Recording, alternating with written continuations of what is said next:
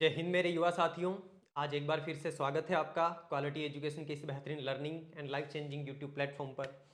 दोस्तों, अपनी चल रही थी साइंस की सीरीज और ये साइंस की सीरीज हम चला रहे थे पटवार 2025 की वैकेंसी को टारगेट करते हुए। और अब आपको पता है आपके पटवारी के पद भी डिसाइड हो चुके हैं। लगभग 2026 पदों के ऊपर या 2020 पदों के ऊपर आपके वैकेंसी आने वाली है। बहुत जल्द सीईटी का भी रिजल्ट आ जाएगा। देन आपका एग्जाम भी 10-11 मई को होना तय है, फाइनल है। फॉर्म भी आपके फरवरी महीने में शुरू होने वाले हैं। तो अब ये वक्त ऐसा है साथियों जहां पर आपको बिल्कुल कंप्लीट दृढ़ निश्चय के साथ में, दृढ़ संकल्प के साथ में, एक डिटर्मिनेशन के साथ में तैयारी करने की आवश्यकता है, क्योंकि समय दोबारा लौट करके नहीं आएगा। जो विद्यार्थी अभी से ही तैयारी कर रहा है बहुत बेहतरीन तरीके से, वही विद्यार्थी फाइनल जाकर के सिलेक्शन ले पाएगा। क्योंकि पदों की संख्या कम होने की वजह से आपका कंपटीशन बढ़ा है, और कंपटीशन बढ़ने की वजह से आपकी तरफ से जो एफर्ट्स लगाने चाहिए थे पहले, वो लगाए जाने वाले एफर्ट्स की संख्या भी अब बढ़ानी पड़ेगी आपको, तभी जाकर के आप सिलेक्शन ले पाओगे। और अपनी इस साइंस की सीरीज में हम दैनिक विज्ञान वाला टॉपिक डिस्कस कर रहे हैं, जिसके अंदर आज अपन मात्रक पढ़ेंगे। और जब मैं आपकी क्लास तैयार कर रहा था तो मेरे सामने एक चीज आई साथियों, कि ये जो मात्रक वाला टॉपिक है, इसमें से कांस्टेबल और जेल प्रेरी के अंदर भी भर भर के सवाल पूछे जाते हैं। इसी वजह से यहां पर मैंने आपके सामने जेल प्रेरी भी लिखा है। जो साथी जेल प्रेरी का एग्जाम देने जा रहे हैं, 9, 10, 12 अप्रैल को जेल प्रेरी का एग्जाम है। आपके एग्जाम में भी इस क्लास से 2 या 3 सवाल आपको देखने को मिलने वाले हैं। क्यों? क्योंकि ये ट्रेंड रहा है अधीनस्थ बोर्ड का कि मात्रक वाले टॉपिक से वो सवाल भर भर के पूछता है। इस क्लास में हम क्या करेंगे, हम थ्योरी भी पढ़ेंगे, हम एमसीक्यू भी देखेंगे और हम पीवाईक्यू भी देखेंगे। थ्योरी कैसे पढ़ेंगे? तो थ्योरी डायरेक्टली नहीं पढ़ेंगे, हम एमसीक्यूज के माध्यम से एक सवाल लेंगे, उस सवाल को आपको एक्सप्लेन करने के लिए जो जो चीजें मुझे बतानी चाहिए वो थ्योरी भी मैं आपको क्लास में बताने वाला हूं। कहने का इतना सा मतलब है कि इस क्लास को देखने के बाद में मात्रक वाले टॉपिक के सारे कॉन्सेप्ट भी आपके क्लियर हो चुके होंगे। आपको यह भी पता होगा कि हमारे एग्जाम में सवाल आए कैसे थे पहले, और हमें इस टॉपिक को कैसे पढ़ना चाहिए, और अब आगे कैसे सवाल आने वाले हैं। ऑल डाउट्स आपके क्लियर होने वाले हैं, और जो कुछ भी अपन पढ़ रहे हैं एनसीईआरटी पर आधारित पढ़ रहे हैं। तो ये क्लास मोस्ट इंपोर्टेंट होने वाली है, लास्ट तक देखना। आपको बहुत इंटरेस्टिंग चीजें आज आपको जानने को मिलने वाली है। पटवार का वही अपना सिलेबस, सामान्य आधारभूत तत्व एवं दैनिक विज्ञान, ये वाला जो टॉपिक है, इस टॉपिक के अंदर अपन ने कल भी डिस्कस किया था। कल अपन ने जो है यंत्र एवं युक्तियों वाला टॉपिक डिस्कस किया था। आज मात्रक पढ़ रहे हैं। 1 बाय 1 पूरा का पूरा सिलेबस मैं आपको करवाने वाला हूं। जो साथी नए जुड़ रहे हैं, एक बार जाकर के पुरानी क्लासेस देख लेना। इससे पहले पटवार के लिए ऑलरेडी आपकी 3 साइंस की क्लासेस आ चुकी है। अम्लक्षार लवण करवा चुका हूं, यंत्र युक्तियां करवा चुका हूं, और पीवाईक्यू सारे के सारे साइंस के आपको डिस्कस करवा चुका हूं। और ये जो सीरीज अपनी साइंस की चल रही है साथियों, वन स्टॉप सॉल्यूशन है। राजस्थान या फिर सेंट्रल गवर्नमेंट के जिस भी एग्जाम में सामान्य विज्ञान आती है, उस हर एग्जाम के लिए साइंस का आपके इससे बाहर कुछ जाने वाला है नहीं। लगभग 95% प्लस चीजें आपकी इन यूट्यूब क्लासेस से तैयार हो जाएगी, और इससे बाहर आपके कुछ भी नहीं जाएगा। तो आज अपन क्या पढ़ेंगे? आज पढ़ेंगे गुरुजी अपन मात्रक। देन 1 बाय 1 सारे के सारे टॉपिक्स अपन इस यूट्यूब चैनल पे कवर करने वाले हैं। और मैं जहां से आपको पढ़ाता हूं, मेरा सोर्स रहता है एनसीईआरटी। जो साथी चाहते हैं कि हाँ सर के सोर्स को हम भी जाकर के डाउनलोड करें, तो अपना ये क्वालिटी एजुकेशन का एप्लीकेशन है। अब देखो, इससे ज्यादा ट्रांसपेरेंसी तो और कुछ भी नहीं होगी। इनफैक्ट बस केवल इतना सा बाकी रह गया कि मैं आपको ये बता दूं कि इस वाले पेज नंबर से मैंने आपके ये सवाल बनाया। बाकी लगभग सारी चीजें आपके सामने उपस्थित है। आप चाहे तो हर चीज को जाकर के क्रॉस वेरीफाई कर सकते हैं। और अगर आप चाहते हैं कि आप अपने कॉन्सेप्ट को और भी बढ़िया तरीके से बिल्ड करें, क्योंकि देखो आपको पढ़ाने के लिए मुझे लगभग 17-18 घंटे पढ़ना पड़ता है, तब जाकर के आपके एक क्लास आती है। बहुत सारी रिसर्च करनी पड़ती है, तो उतना पढ़ने से मेरा तो नॉलेज गेन हो रहा है, लेकिन मैं आपको क्रीम क्रीम मैटर लाके दे रहा हूं। अब आप चाहते हो कि सर आपकी तरह हम भी इन डेप्थ पढ़ना चाहते हैं, हमारे पास खूब सारा टाइम है अगर अदर किसी एग्जाम की तैयारी करने के लिए, तो आप जाकर के ये फ्री स्टडी मटेरियल का सेक्शन है अपने क्वालिटी एजुकेशन के एप्लीकेशन में। उसमें ये एनसीईआरटी साइंस और पटवार साइंस कंटेंट, इनके अंदर आपको पटवार साइंस कंटेंट के अंदर टॉपिक वाइज सारी की सारी मैंने एनसीईआरटी की फाइल्स जो है वो अवेलेबल करवा रखी है। तो यहां से जाकर के आप डाउनलोड कर सकते हो। तो बढ़ते हैं अपन आगे। क्या करेंगे? अपन अपना मात्रक वाला टॉपिक डिस्कस करेंगे। अच्छा, इस टॉपिक की शुरुआत करने से पहले एक चीज मैं आप लोगों को बताना चाहता हूं कि इस क्लास को डिस्कस करना अपन शुरू कर रहे हैं, और जो विद्यार्थी इस क्लास को लास्ट तक देख रहे हैं, बीच में जाकर के आपको देखना है। और आपको, क्योंकि मैं आपको जो भी चीजें पढ़ाऊंगा, ऐसा तो है नहीं कि मैं सर्वज्ञ हूं, सर्व ज्ञानी हूं।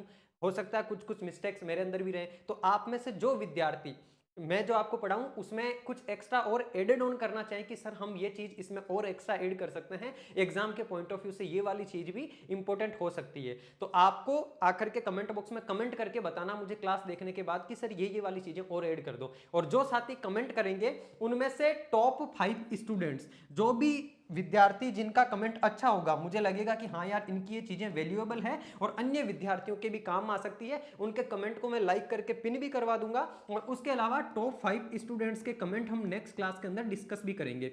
यानी कि अब आपके पास ये भी मौका है कि आप अपनी प्रतिभा को सामने लेकर के आओ, मैं आपको इनकरेज करूंगा, है ना। देखो ये ऐसा किसी प्लेटफॉर्म पे नहीं होता है, लेकिन मैं इस चीज की शुरुआत कर रहा हूं क्योंकि मैं चाहता हूं आप लोग खुद भी थोड़ा सा एफर्ट लगाओ, कंफर्ट जोन से बाहर निकलो। आजकल ज्यादातर विद्यार्थी सीधा जाते हैं यूट्यूब पे क्लास खोली या ऐप में क्लास खोली, देखा, सोचते हैं कि हाँ हो गया। इतने से सिलेक्शन नहीं होता है, अपने आप को घिसना पड़ेगा, तपाना पड़ेगा, तब जाकर के आप सिलेक्शन ले पाओगे। किसी महान पुरुष ने कहा भी है कि संघर्षों के साये में इतिहास हमारा पलता है, जिस ओर जवानी चलती है उस ओर जमाना चलता है। तो अभी आपकी जो जवानी का वक्त है, इसको आपको संघर्षों में खपाना है, तब जाकर के आपका व्यक्तित्व निखर करके आएगा, तब जाकर के आप अपने आप को एक बेस्ट वर्जन बना पाओगे। और उसके लिए आपको खपाना तो पड़ेगा थोड़ा बहुत खुद को। क्लास देखना, जहां लगे कि ये चीज एक्स्ट्रा ऐड कर सकते हैं, या अगर ये भी लगे कि सर आपने ये चीज गलत बता दी, मुझे कमेंट बॉक्स में आकर के आप कमेंट कर दो। वहां पर जो मैं आपकी उस कमेंट को नेक्स्ट क्लास के अंदर लेके आऊंगा। जो जो विद्यार्थियों का कमेंट मुझे अच्छा लगेगा, टॉप 5 स्टूडेंट्स का कमेंट नेक्स्ट क्लास को शुरू करने से पहले उस क्लास में अपन डिस्कस करेंगे, ठीक है। और एक बात और, लास्ट वाली क्लास के अंदर भी मेरे एक विद्यार्थी का किसी का कमेंट आ रखा था, नाम शायद मुझे उसका याद है नहीं। अभी प्रेजेंट टाइम में एक कंट्रोवर्सी चल रही है, आपको पता हो तो। देखो ये वाला मुद्दा थोड़ा सा क्लास से हटके, लेकिन इस पे डिस्कस करना जरूरी है क्योंकि ये हमारे देश के भविष्य की बात है, भारत के भविष्य की बात है, हमारी संस्कृति की बात है। समय रैना और रणवीर अलाबादिया, ये दो नाम है, दोनों बड़े इन्फ्लुएंसर्स हैं, दोनों बड़े कंटेंट क्रिएटर हैं, जो इंडिया लेवल पे बहुत सारे यूथ इनको फॉलो कर रहे हैं। इनमें से समय रैना जो है वो कोई इंडियाज गोट लेटेंट करके चलाते हैं शो। उस शो के अंदर रणवीर अलाबादिया को बुलाते हैं और रणवीर अलाबादिया उस शो के अंदर ऐसी शर्मसार करने वाली बात करते हैं जो हमारी भारतीय संस्कृति को, मतलब देखो हमारा भारत किस लिए जाना जाता है, भारत को विश्व गुरु कहा जाता था। पहले भारत के पास खूब सारे खजाने हुआ करते थे, खूब सारी दौलत हुआ करती थी जिसको अंग्रेज लूट के ले गए, लेकिन भारत की अपनी जो कल्चरल चीजें हैं, जो भारत की अपनी सांस्कृतिक संपदा है, उसको कोई ना लूट सका, भारत के ज्ञान को कोई ना लूट सका। और उसी ज्ञान के बलबूते पर हम अपने आप पे प्राउड फील करते थे कि यार हम वेस्टर्न कंट्रीज से डिफरेंट है, हमारे अंदर कुछ यूनिक बात है, कुछ अलग बात है बाकी देशों से। और उसी बात के ऊपर क्वेश्चन मार्क लगाते हुए उनका ये स्टेटमेंट था। उन्होंने ऐसी बात कही उस शो के अंदर जो मतलब शर्मसार करने वाली बात है। और उन्होंने भी ये बात कहां से कही, वेस्टर्न कंट्रीज के अंदर किसी उस देश के नाम के अंदर, जैसे अमेरिकाज गोट टैलेंट नाम का शो है, उस शो के अंदर जो उसके एंकर्स बात कर रहे थे, उसी बात को उन्होंने आकर के हिंदी में ट्रांसलेट करके, मतलब इंग्लिश के अंदर ही बोल करके वो बात, वैसा क्वेश्चन उस शो के अंदर पूछ लिया। और बहुत ही वाहियात किस्म का उन्होंने क्वेश्चन पूछा, अपने माता पिता के बारे में लेकर के बात करी। इसके ऊपर अपने जो एक अंकित अवस्थी सर है, अंकित इंस्पायर्स इंडिया के नाम से एक यूट्यूब चैनल भी है, उन सर का मैंने वीडियो भी देखा था और अलग अलग 3-4 लोगों के और भी वीडियो देखे इस वाले इशू के ऊपर। क्योंकि देखो, तो अंकित सर ने बहुत बेहतरीन तरीके से उन लोगों को करारा जवाब दिया कि तुम लोगों को कोई अधिकार नहीं है, बोलने का राइट सबको, लेकिन तुमको यह अधिकार नहीं है कि तुम भारत की संस्कृति को नीचे ले जाकर के गिरा दो, है ना। और उन्होंने वो ऐसा ही काम कर रहे हैं। आज भारत का मैक्सिमम यूथ ऐसे लोगों को फॉलो कर रहा है, उनके मिलियंस में लोग उनके फॉलोवर्स है। दैट मींस वो जैसा कंटेंट परोस रहे हैं हम लोगों को, हम वैसी चीजें कंज्यूम कर रहे हैं। और आज अपना यूथ ऐसी डायरेक्शन पर चल रहा है, ऐसे लोगों को देख रहा है, ऐसे लोगों की बातें सुन रहा है, तो वो काम भी वैसे ही लोगों के कहे अनुसार करेगा। और उस वजह से हमारा देश जो है आने वाले टाइम में गहरे गर्त के अंदर, गड्ढे के अंदर गिरता जाएगा। उन्नति तो दूर की बात है, उल्टा अपनी विपत्ति आ जाएगी अपने ऊपर। ऐसा होने वाला है आने वाले टाइम में, अगर इन चीजों को नहीं रोका गया, ऐसे बड़े बड़े इन्फ्लुएंसर्स के द्वारा कही जाने वाली ऐसी बातों को नहीं रोका गया। क्योंकि जो इंडियाज गोट लेटेंट नाम का शो चलता है, उस शो के अंदर बहुत गंदी गंदी, मतलब कॉमेडी के नाम पे बहुत गंदी गंदी गालियां वगैरह दी जाती है, बहुत गंदी बातें की जाती है। मैंने भी उनके 1-2 शो देखे थे, तो मुझे खुद, मतलब फैमिली के साथ बैठ करके तो आप ऐसा शो देख नहीं सकते। इनफैक्ट अगर आप मेल हो तो अपनी फीमेल फ्रेंड के साथ बैठ करके भी उस शो को नहीं देख सकते। ऐसी ऐसी वाहियात किस्म की बातें उनके अंदर की जाती है। तो ऐसे लोगों का बाइकआउट करना जरूरी है। और उसके ऊपर अंकित सर ने बहुत बेहतरीन जवाब दिया। हो सके तो आप जाके अंकित सर का वीडियो देखना, और जो अंकित सर ने प्रोसेस बताया उन लोगों को रिपोर्ट करने का, वैसा उनको रिपोर्ट करना, ताकि वैसा गंदा कंटेंट आगे से आपको कोई जो है यूट्यूब रिकमेंड ना करे, और आप अपने विचारों को, अपने कार्य को, अपने एक्शंस को, अपने थॉट्स को एक सही डायरेक्शन दे पाए, और आने वाले टाइम में अपनी खुद की जिंदगी में, अपने परिवार में, अपने गांव में, अपने समाज में अपनी एक इंपॉर्टेंस रोल अपना बना पाए। उसके लिए जरूरी है सात्विक विचारों के साथ चलना, अच्छे विचारों के साथ, अच्छे कर्मों के साथ आगे बढ़ना। और वो आप तभी कर पाओगे जब आप वैसा सोचोगे, अच्छा सोचोगे। तो थोड़ा सा हो गया लंबा ये सेक्शन, लेकिन ठीक है। आपको एक तो ये काम करना है, कमेंट आकर के आपको करना है इस क्लास के बारे में। और हाँ, ये जो मैंने आपको बात बताई है इंडियाज गोट लेटेंट वाले शो के बारे में, इसके बारे में भी आप लोग कुछ कहना चाहें, अपनी राय रखना चाहे तो कमेंट बॉक्स बिल्कुल आप लोगों के लिए खुला है, वहां पर भी आके आप अपनी राय रख सकते हैं। आप में से जिन साथियों का मुझे लगेगा कि बहुत बेहतरीन बात, बहुत अच्छी समझ के साथ में आपने रखी है, उनका भी कमेंट में नेक्स्ट क्लास के अंदर डिस्कस करूंगा। अब चलो अपन शुरुआत करते हैं अपने मात्रक वाले टॉपिक की, और इस टॉपिक को हम एमसीक्यूज के माध्यम से, थ्योरी और लास्ट में पीवाईक्यूज के माध्यम से क्लियर करेंगे। चलो, ये रहा पहला सवाल आपके सामने। नीचे दिए गए कथनों को ध्यानपूर्वक पढ़ें और सही उत्तर का चुनाव करें। 4 कथन दिए गए साथियों, एज यूजुअल अपना बहुत बेहतरीन ये सवाल है। इन चारों कथनों को पढ़ करके आपको नीचे सुनना है कौन कौन से सही और कौन से गलत है। देखो, पहला स्टेटमेंट है कि वेग एक सदिश राशि है। वेग, वेग जिसको आप इंग्लिश में बोलते हो वेलोसिटी, इंग्लिश वाले विद्यार्थियों के लिए मैं टर्म्स यूज करता चलूंगा, साथ साथ में देखते रहना आप। वेलोसिटी जो एक आपकी वेक्टर क्वांटिटी है, सदिश राशि है, जिसका मात्रक यानी कि जिसकी यूनिट क्या होती है, मीटर प्रति सेकंड, मीटर प्रति सेकंड होती है। ये वाली बात सही है क्या? तो हाँ जी गुरुजी, ये वाली बात सही है। वेग जो है एक सदिश राशि भी है, आगे अपन डिस्कस करेंगे सदिश राशियां क्या होती है, अदिश राशियां क्या होती है, मात्रक इनका कैसे डेराइव किया जाता है, हर चीज समझेंगे। तो पहला वाला स्टेटमेंट तो आपका सही है, क्योंकि वेग एक सदिश राशि भी है और इसका मात्रक क्या होता है, मात्रक इसका मीटर प्रति सेकंड होता है, जिसको आप इस प्रकार से इंग्लिश में लिखते हो। अगला कह रहा है विस्थापन एक अदिश राशि है जिसका मात्रक मीटर होता है। अब देखो, विस्थापन का मात्रक तो मीटर इन्होंने सही बताया, इस मीटर को अपन एम से डिनोट करते हैं, लेकिन विस्थापन जिसको इंग्लिश में हम डिस्प्लेसमेंट बोलते हैं, विस्थापन एक अदिश राशि नहीं है साथियों। अदिश नहीं है तो फिर क्या है, विस्थापन एक सदिश राशि है, ध्यान रखना। दूरी जो होती है वो अदिश राशि है, लेकिन विस्थापन सदिश राशि है। अभी आगे आपको बताने वाला हूं विस्थापन और दूरी में क्या डिफरेंस होता है। सदिश अदिश का कॉन्सेप्ट आपको समझना जरूरी है, क्योंकि एग्जामिनर यहां से सवाल सीधा सीधा आपसे पूछ लेता है। तो दूसरा स्टेटमेंट अपना गलत हो गया, क्यों? क्योंकि विस्थापन अदिश राशि नहीं है, जबकि क्या है, सदिश राशि है। अच्छा, ऊर्जा एक अदिश राशि है जिसका मात्रक जूल होता है। ऊर्जा जिसको आप एनर्जी बोलते हो, ये एक स्केलर क्वांटिटी है, अदिश राशि है। ये बात सही है क्या? बिल्कुल सर, ये वाली बात सही है, ऊर्जा अदिश राशि ही होती है और इसका मात्रक भी क्या होता है, मात्रक जूल होता है, जिसको इस प्रकार से जैसे दिखाते हैं, जैसे दर्शाते हैं ना, ये वाला जूल इसका मात्रक होता है। अगला कह रहा संवेग। संवेग का मतलब होता है साथियों मोमेंटम।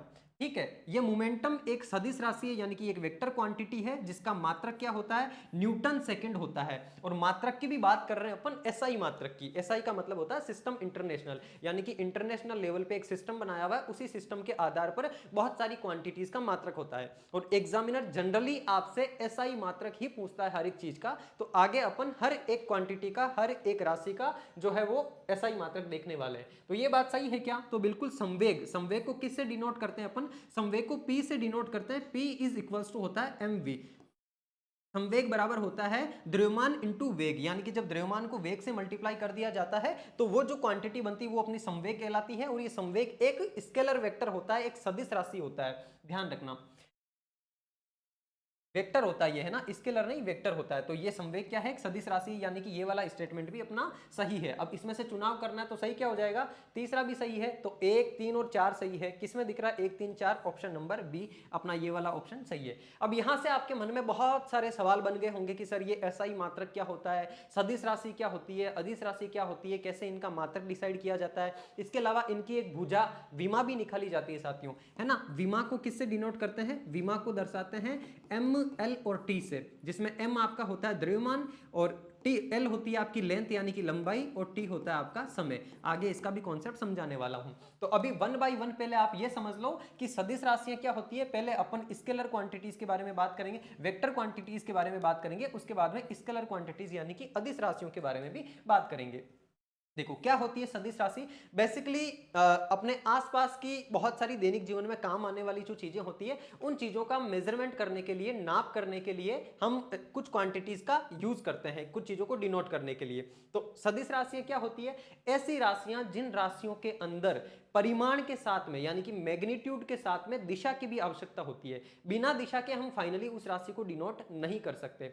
दिशा कैसे, जैसे देखो, ये इसको मैं डिटेल में आपको एक एग्जांपल से समझा दूंगा। ये देखो पहले कि वे भौतिक राशियां, वे फिजिकल क्वांटिटीज जिनके परिमाण, परिमाण का मतलब है कि मैग्नीट्यूड, कि उनका परिमाण कितना होगा, उस परिमाण के साथ साथ में डायरेक्शन की भी आवश्यकता होती है, दिशा की भी आवश्यकता होती है। बिना दिशा को दर्शाए हम उस क्वांटिटी या उस राशि को नहीं शो कर सकते। तो ऐसी जो राशियां होती है उनको हम सदिश राशियां या फिर वेक्टर क्वांटिटीज बोलते हैं। अब जैसे देखो सबसे पहली सदिश राशि कौन सी है आपकी, विस्थापन। अभी सबसे पहले ही बात करी थी अपन ने कि विस्थापन जो है वो क्या है, अदिश राशि नहीं है, जबकि क्या है, सदिश राशि है। अच्छा, सदिश राशि क्या होती है, विस्थापन क्या होता है ये समझो। विस्थापन होता है साथियों दो बिंदुओं के बीच का न्यूनतम दूरी, यानी कि दो बिंदु है, जैसे मान लो कि एक ये बिंदु है, यहां से आपने चलना प्रारंभ किया और चल करके आप यहां पहुंच गए, तो इन दोनों बिंदुओं के बीच की जो न्यूनतम दूरी है उसको बोला जाता है विस्थापन, जिसको दर्शाया जाता है डी से। अब दूरी और विस्थापन में क्या फर्क होता है, यहां पर ये भी कंफ्यूजन क्रिएट हो सकता है, तो ये भी समझना। जैसे मान लो आपने यहां से चलना शुरू किया, ठीक है, यहां से चलते हुए आप मान लो कि ये मोहन है, मोहन के घर से आप निकले और आपने चलते हुए इस प्रकार का रास्ता तय करते हुए ऐसे चलते चलते आप फाइनली जाकर के पहुंचे यहां पर सोहन के घर पे। तो अब यहां से जो चलना आपने शुरू किया और चलते चलते यहां पहुंचने के लिए जितना चले ना आप, ये देखो ये जितना चले ये पूरा का पूरा पाथ आपका डिनोट होता है किससे, दूरी से। तो ये जितना आप चले वो सारी की सारी चीज तो क्या कहलाती है, वो तो कहलाती है आपकी दूरी। यानी कि दूरी के लिए दिशा की आवश्यकता नहीं है, दूरी के लिए तो टोटल आपने कितनी डिस्टेंस जो है तय करी है वो होती है। इस वजह से दूरी एक अदिश राशि होती है। और दूरी का भी मात्रक क्या होता है, दूरी को भी मेजर किया जाता है मीटर के अंदर। लेकिन विस्थापन क्या होता है, विस्थापन होता है ये जो पहला बिंदु है, इस पहले बिंदु और अंतिम बिंदु, ये पहला बिंदु और अंतिम बिंदु, इन दोनों बिंदुओं के बीच की न्यूनतम दूरी, कम से कम दूरी। दूरी तो देखो ये पूरी की पूरी हो जाएगी, लेकिन कम से कम दूरी के लिए आप क्या करोगे, इनको सीधा मिला दोगे, है ना। तो ये दो बिंदुओं के बीच की न्यूनतम दूरी विस्थापन कहलाती है। अब विस्थापन सदिश राशि कैसे है, जैसे विस्थापन है तो अपन क्या कहते हैं, सदिश राशियां क्या होती है, ऐसी राशियां जिनका परिमाण और दिशा दोनों आवश्यक हो, वो राशियां सदिश कहलाती हैं। तो इसका परिमाण तो क्या हो जाएगा, यहां से लेकर यहां तक इन दोनों बिंदुओं के बीच की जो न्यूनतम दूरी है उसको तो हमने डी बोल दिया, तो ये तो हो गया इसका परिमाण, है ना। जैसे मान लो कि ये हो गया कि 5 सेंटीमीटर, या मान लो कि 5 किलोमीटर, ये कम से कम डिस्टेंस होगी 5 किलोमीटर। तो ये 5 किलोमीटर तो क्या हो गई इसकी, इसका हो गया मैग्नीट्यूड यानी कि परिमाण। अब बात करनी है साथियों दिशा की, तो इसके लिए दिशा की क्या आवश्यकता है, तो यहां से जब हमने चलना प्रारंभ किया और उस बिंदु तक गए तो हमारी दिशा किस डायरेक्शन में हुई, इस डायरेक्शन में हुई, है ना। सीधा बिल्कुल टू द पॉइंट होना चाहिए, डायरेक्शन को हमको डिनोट करना पड़ेगा। दूरी के लिए तो दिशा की आवश्यकता ही नहीं है, दूरी के लिए तो कितना घूमते घूमते जाकर के आप वहां पहुंचे हो, उसके लिए तो जितना आपने टोटल चले हो ना वो सारी की सारी चीज काउंट होगी। जैसे मान लो टोटल आप चले हो लगभग 20 किलोमीटर, है ना। अब 20 किलोमीटर आप घूमते घामते चले और एक शॉर्टकट आपने अपनाया बिल्कुल सीधा दो बिंदुओं के बीच की दूरी, तो दो बिंदुओं के बीच की न्यूनतम दूरी आपकी विस्थापन कहलाती है। और विस्थापन सदिश राशि होती है, यानी कि इसमें परिमाण के साथ में दिशा की आवश्यकता होती है। अगर आप इस प्रकार से घूम के जाते हैं तो दिशा आपकी बहुत बार चेंज होती है, जबकि इसमें दिशा आपकी एक ही होती है कि आपको इस बिंदु से चल के सीधा उस बिंदु पर जाना है। तो परिमाण के साथ में, किसके साथ में, परिमाण यानी कि मैग्नीट्यूड के साथ में जब आपकी दिशा भी मिल जाती है तो जो राशियां कहलाती है वो राशियां सारी की सारी कैसी राशियां होती है, सदिश राशियां होती है। और जनरली एग्जामिनर आपको एक तो ये भी पूछ लेता है कि निम्न में से कौन सी अदिश राशि है, निम्न में से कौन सी सदिश राशि है, या इस प्रकार का स्टेटमेंट दे देता है कि दाब एक अदिश राशि है, ये बात सत्य है या नहीं सत्य है, तो दाब एक अदिश राशि ही होती है। सदिश राशियां कौन कौन सी होती है, सारी की सारी आपके सामने लिखी हुई है। विस्थापन आपकी सदिश राशि होती है। आगे चल के हम विस्थापन के बारे में डिटेल में बात करेंगे, जैसे मैंने आपको यहां पर समझाया एक एक चीज समझाऊंगा आपको। अगली बात करें साथियों वेलोसिटी की, वेग की, वेग भी सदिश राशि होता है। इसके अलावा त्वरण भी सदिश राशि होता है, बल सदिश राशि होती है, संवेग यानी कि मोमेंटम ये सदिश राशि होता है। संवेग को P is equals to mv से अपन डिनोट करते हैं। और चुंबकीय क्षेत्र मैग्नेटिक जो फील्ड होता है ये भी एक सदिश राशि होती है। कैसे होती है आगे इसके बारे में बात करेंगे। एक है साथियों आपका आघूर्ण यानी कि टॉर्क। आघूर्ण क्या होता है, टॉर्क क्या होता है, जैसे आपको मैं एक चीज बताऊं, आप एक डोरा लो, है ना, एक रस्सी लो और रस्सी के सिरे पे एक कोई भारी वस्तु बांध दो। भारी वस्तु बांधने के बाद में उस रस्सी को ऐसे घुमाओ, तो ऐसे घुमाओगे ना, तो घुमाने के लिए जैसे ये तो रस्सी की डिस्टेंस हो गई, और घुमाने के लिए इस रस्सी के अंतिम सिरे पर एक फोर्स लगेगा। वो जो उस अंतिम सिरे पर फोर्स लगता है उस फोर्स को बोला जाता है टॉर्क। आघूर्ण यानी कि घूर्णन गति के लिए आवश्यक जो बल होता है उसको आघूर्ण बोला जाता है। आगे इसके बारे में भी डिटेल में बताऊंगा। ये टोटल जो 7 क्वांटिटीज है, मेजर बड़ी बड़ी क्वांटिटीज जो कि सदिश राशियां होती है, जहां से एग्जामिनर आपसे सवाल पूछता है, तो इनको दिमाग में छाप लो। कौन कौन सी, विस्थापन, विस्थापन से रिलेटेड आपका वेग है, वेग से रिलेटेड आपका त्वरण है, त्वरण से रिलेटेड आपका बल है, और इसके अलावा संवेग, ये संवेग वेग और द्रव्यमान से रिलेटेड है, और चुंबकीय क्षेत्र। आ जाओ अपन आगे एक एक के बारे में बात कर लेंगे। पहले ये जान लो अदिश राशियां क्या होती है। सदिश राशियों में परिमाण और दिशा दोनों की आवश्यकता होती है, ठीक है, जबकि अदिश राशियों में अपन को केवल परिमाण चाहिए होता है, लेकिन दिशा की यानी कि डायरेक्शन की आवश्यकता नहीं होती। डायरेक्शन इतनी ज्यादा जरूरी नहीं होती है अदिश राशियों में। अदिश राशियों में जैसे मैंने बात करी दूरी की यानी कि डिस्टेंस, डिस्टेंस एक अदिश राशि होती है जिसमें डायरेक्शन की आपको नीड नहीं है। दूसरी बात है चाल, चाल यानी कि स्पीड। जैसे देखो दूरी है आपकी, दूरी का मात्रक क्या होता है, दूरी का मात्रक मीटर होता है। इसके अलावा विस्थापन है, इस विस्थापन का मात्रक क्या होता है, तो इसका मात्रक भी मीटर ही होता है। विस्थापन का मात्रक भी क्या होता है, विस्थापन का मात्रक भी मीटर होता है। आप कहोगे गुरुजी विस्थापन का मात्रक भी मीटर है जिसको m से दर्शाते हैं, और दूरी का मात्रक भी मीटर है जिसको m से दर्शाते हैं।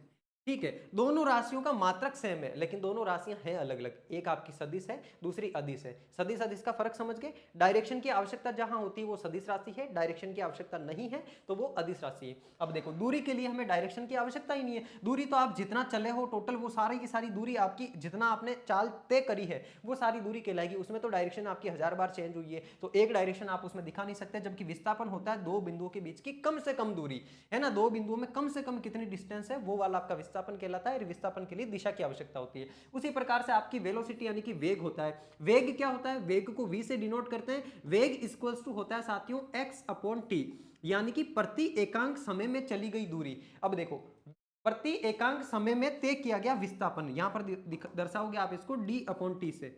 प्रति एकांक समय में जो विस्थापन आप तय करते हो उसको वेग कहते हो। जबकि चाल क्या होती है, चाल होती है प्रति एकांक समय में तय की गई दूरी यानी कि x अपॉन टी। तो यहां पर दूरी अदिश राशि है, इस वजह से चाल भी आपकी अदिश राशि हो जाएगी। चाल के अंदर आपको दिशा की आवश्यकता नहीं पड़ती जबकि वेग में दिशा की आवश्यकता पड़ती है। क्यों, क्योंकि वेग आपका डिनोट होता है, निकलता है किससे, विस्थापन से।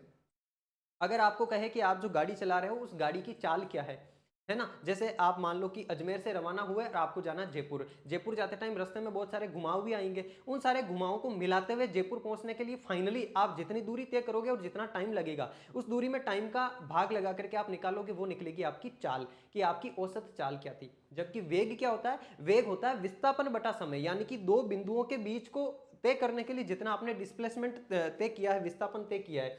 वेग कैसे निकलेगा देखो ये भी बता देता हूं मैं आपको। जैसे देखो दूरी तो कैसे निकलती है, दूरी तो मान लो कि आपने इस बिंदु से लेकर इस बिंदु को तक पहुंचने में टाइम लगा दिया कितना, 30 मिनट का। मान लो आपने जैसे 30 मिनट तो क्या ही लगेगा इसमें, मान लो कि इसमें टाइम लग गया आपको कितना, 2 घंटे का। कितना, 2 घंटे, 2 घंटे यानी कि 120 मिनट। अब 120 मिनट का टाइम लगा दिया तो दूरी तो कैसे निकालोगे, दूरी तो निकालोगे टोटल जितनी डिस्टेंस तय करी यानी कि 20 बटावा 120 मिनट, है ना। जबकि आप विस्थापन किस प्रकार से निकालोगे, वेग किस प्रकार से निकालोगे, वेग निकालोगे इन दोनों के बीच का मिनिमम, मिनिमम कितना है, 5 किलोमीटर है, तो 5 बटा 120 मिनट करके आप वेग निकालोगे। अब देखो आ गई ना फाइनली दोनों के सॉल्यूशन के अंदर दोनों का जो फाइनल रिजल्ट निकलता है उसके अंदर अंतर। ये तो 5 बटा 120 है जबकि ये 20 बटा 120 है। क्यों, क्योंकि दूरी जो है वो एक अदिश राशि है, उसमें टोटल तय किया गया आपकी द्वारा जितना आप चले हो वो सारी की सारी चीज डिनोट होती है। तो ये आपकी वेग क्या है, सदिश राशि, जबकि चाल क्या है, चाल एक अदिश राशि है। उसी प्रकार से चाल के जैसे आपका द्रव्यमान, द्रव्यमान को आप मास बोलते हो, ये भी अदिश राशि है। कार्य ये भी अदिश राशि है, ऊर्जा भी अदिश राशि है। किसी चीज का आयतन, आयतन निकाला जाता है मैक्सिमम लिक्विड चीजों का या फिर सॉलिड चीजों का आयतन निकालना, उसके लिए तीनों डायमेंशन की आपको आवश्यकता होती है। तो आयतन भी आपका क्या होता है, अदिश राशि, इसके लिए भी दिशा की आवश्यकता नहीं है। घनत्व यानी कि डेंसिटी, इसके लिए भी दिशा की आवश्यकता नहीं।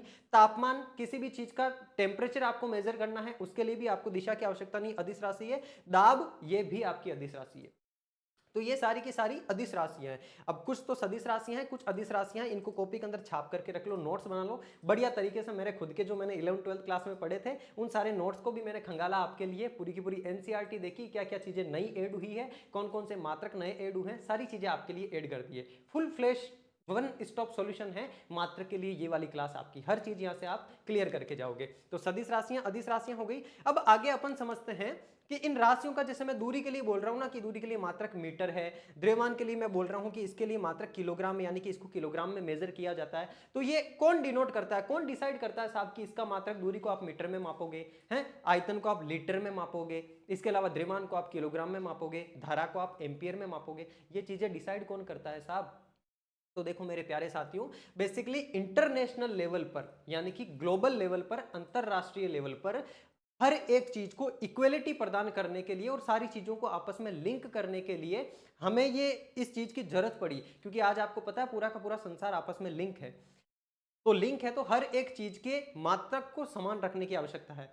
अब मान लो आप, जैसे कि यहाँ भारत के अंदर अपने रुपया चलता है और किसी देश के अंदर जैसे अमेरिका के अंदर आपके डॉलर चलता है, तो वो तो अलग अलग मुद्राएं होगी, उस मुद्रा को भी आपस में कन्वर्ट किया जा सकता है। और ये भी कितना मुश्किल होता है, कितना आसान होता है अगर हर देश की मुद्रा भी एक जैसी होती। उसी प्रकार से कि आपस में दो देशों को कम्युनिकेट करने के लिए या ग्लोबली हर चीज को आपस में कनेक्ट करने के लिए दिक्कत ना आए, इसके लिए साल 1971 के अंदर 1971 के अंदर सिस्टम इंटरनेशनल के नाम से एक चीज बनाई जाती है जिसको आप बोलते हो एसआई। अच्छा, इसकी जरूरत क्यों पड़ी? जरूरत ये इसलिए पड़ी क्योंकि सारी चीजों को ग्लोबल लेवल पे एक रूपता लेकर आनी थी, समानता लेकर के आनी थी, बिल्कुल इक्वेलिटी लेकर के आनी थी, हर एक चीज के अंदर यूनिकनेस लेके आनी थी। अब जैसे मान लो कि यहाँ पर आपके जो है दूध है, मान लो कि आपके दूध आप लीटर के अंदर मेजर करते हो, तो इतना सा दूध आपके लीटर में है। अब वहां जाकर के आप बोलोगे कि मुझे 5 लीटर दूध दे दो, अगर उनको लीटर पता ही नहीं होगा लीटर क्या होता है तो वो आपको दूध देंगे कैसे? तो आपस में चीजों को कम्युनिकेट करने के लिए, आपस में अच्छे कनेक्शन बिल्ड करने के लिए, पूरे ग्लोबल लेवल पे नेटवर्क अच्छा बनाने के लिए जरूरत थी कि हम हर जगह पर किसी भी चीज को मेजर करने के मात्रक जो स्टैंडर्ड है उनको हम फिक्स कर देवें। तो ये आप चाहे अमेरिका में चल जाओ, चाहे आप दुनिया के किसी भी कोने में चल जाओ, वहां पर लंबाई का मात्रक आपके मीटर ही होगा, विद्युत धारा का मात्रक आपके एम्पियर ही होगा। तो इंटरनेशनल लेवल पर सारी चीजों को इक्वल करने के लिए जो सिस्टम इंटरनेशनल है, यानी कि एसआई मात्रा का कॉन्सेप्ट आया कब, एग्जामिनर ये भी पूछ सकता है, तो साल 1971 के अंदर एसआई मात्रा का कॉन्सेप्ट आया था। और इसकी आवश्यकता क्यों पड़ी ये आपके सामने यहाँ पर लिखा हुआ है। अब एसआई मात्रक होता क्या है? बेसिकली एसआई जो मात्रक होता है साथियों, कुल 7 मूल राशियां, आपके मूलभूत राशियां जिनको आप बेसिक क्वांटिटीज कह सकते हो, उन 7 मूल राशियों का मात्रक डिसाइड कर दिया और फिर आगे के सारे मात्रक उन्हीं मूल राशियों के आधार पर निकाले गए। तो आपसे एग्जामिनर ये भी पूछ सकता है कि कुल मूल राशियां कितनी होती है या फंडामेंटल क्वांटिटीज कितनी होती है फिजिक्स के अंदर, भौतिकी के अंदर। तो ध्यान रखना, टोटल मूल राशियां होती है आपकी 7, फंडामेंटल क्वांटिटीज कितनी होती है? 7 होती है मात्र। और ये 7 राशियां कौन कौन सी ये आपके सामने लिखी हुई है, ये सातों की सातों राशियां, इनका एसआई मात्रक क्या है? एसआई का मतलब होता है सिस्टम इंटरनेशनल। एग्जामिनर आपसे इसकी फुल फॉर्म भी पूछ सकता है। लागू कब होता है सिस्टम इंटरनेशनल ग्लोबली लेवल पे? साल 1971 के अंदर, जब सारी चीजों को आपस में लिंक कर दिया जाता है। और इन चीजों को किस किस से डिनोट किया जाता है, इसके प्रतीक भी आपके सामने लिखे हुए हैं। ये बकायदा एनसीईआरटी के अंदर एज इट इज चीज लिखी हुई थी, उसका मैं स्क्रीनशॉट नहीं ले पाया, इसके लिए हाथ से मैंने आपके सामने सारी चीजें लिख दी है। अब यह है साथियों मूल राशियां। आप कहोगे गुरुजी मूल राशियां क्या होती है?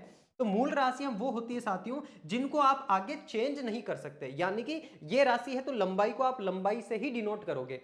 जैसे मैं बात करूं साथियों आपके बल की, तो बल को तो द्रव्यमान और त्वरण दो अलग अलग चीजों के अंदर डिनोट किया जा सकता है, जबकि लंबाई है तो वो लंबाई ही रहेगी, इसको आप और आगे डिनोट नहीं कर सकते, और आगे इसको आप छोटा नहीं कर सकते। आगे की जो चीजें बनेगी वो इसी के आधार पर बनेगी। मूल राशियों को आप ऐसे समझो, जैसे मान लो कि आपको घर में खाना बनाना है, तो खाना बनाने के लिए सबसे पहले जो रॉ मटेरियल होता है वो क्या होता है? खेत के अंदर बोई गई फसल होती है।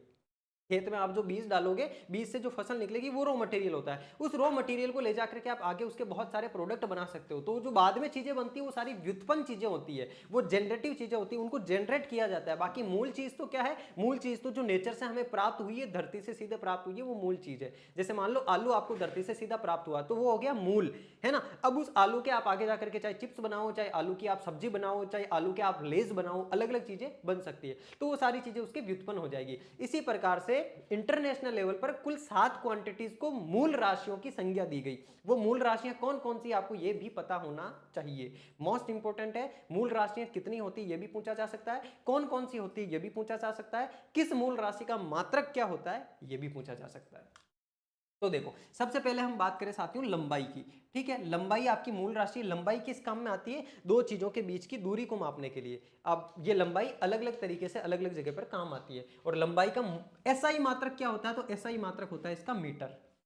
ठीक है, लंबाई कह लो या दूरी कह लो, इसका एसआई मात्रक क्या होता है? ध्यान रखना, एसआई मात्रक मीटर होता है, किलोमीटर नहीं होता है, या फिर सेंटीमीटर या फिर मिलीमीटर नहीं होता है। एसआई मात्रक को स्पेशली ध्यान रखना, एसआई मात्रक मीटर होता है इसका, किसका? लंबाई का। और इसको किससे डिनोट करते हैं? एम से डिनोट करते हैं।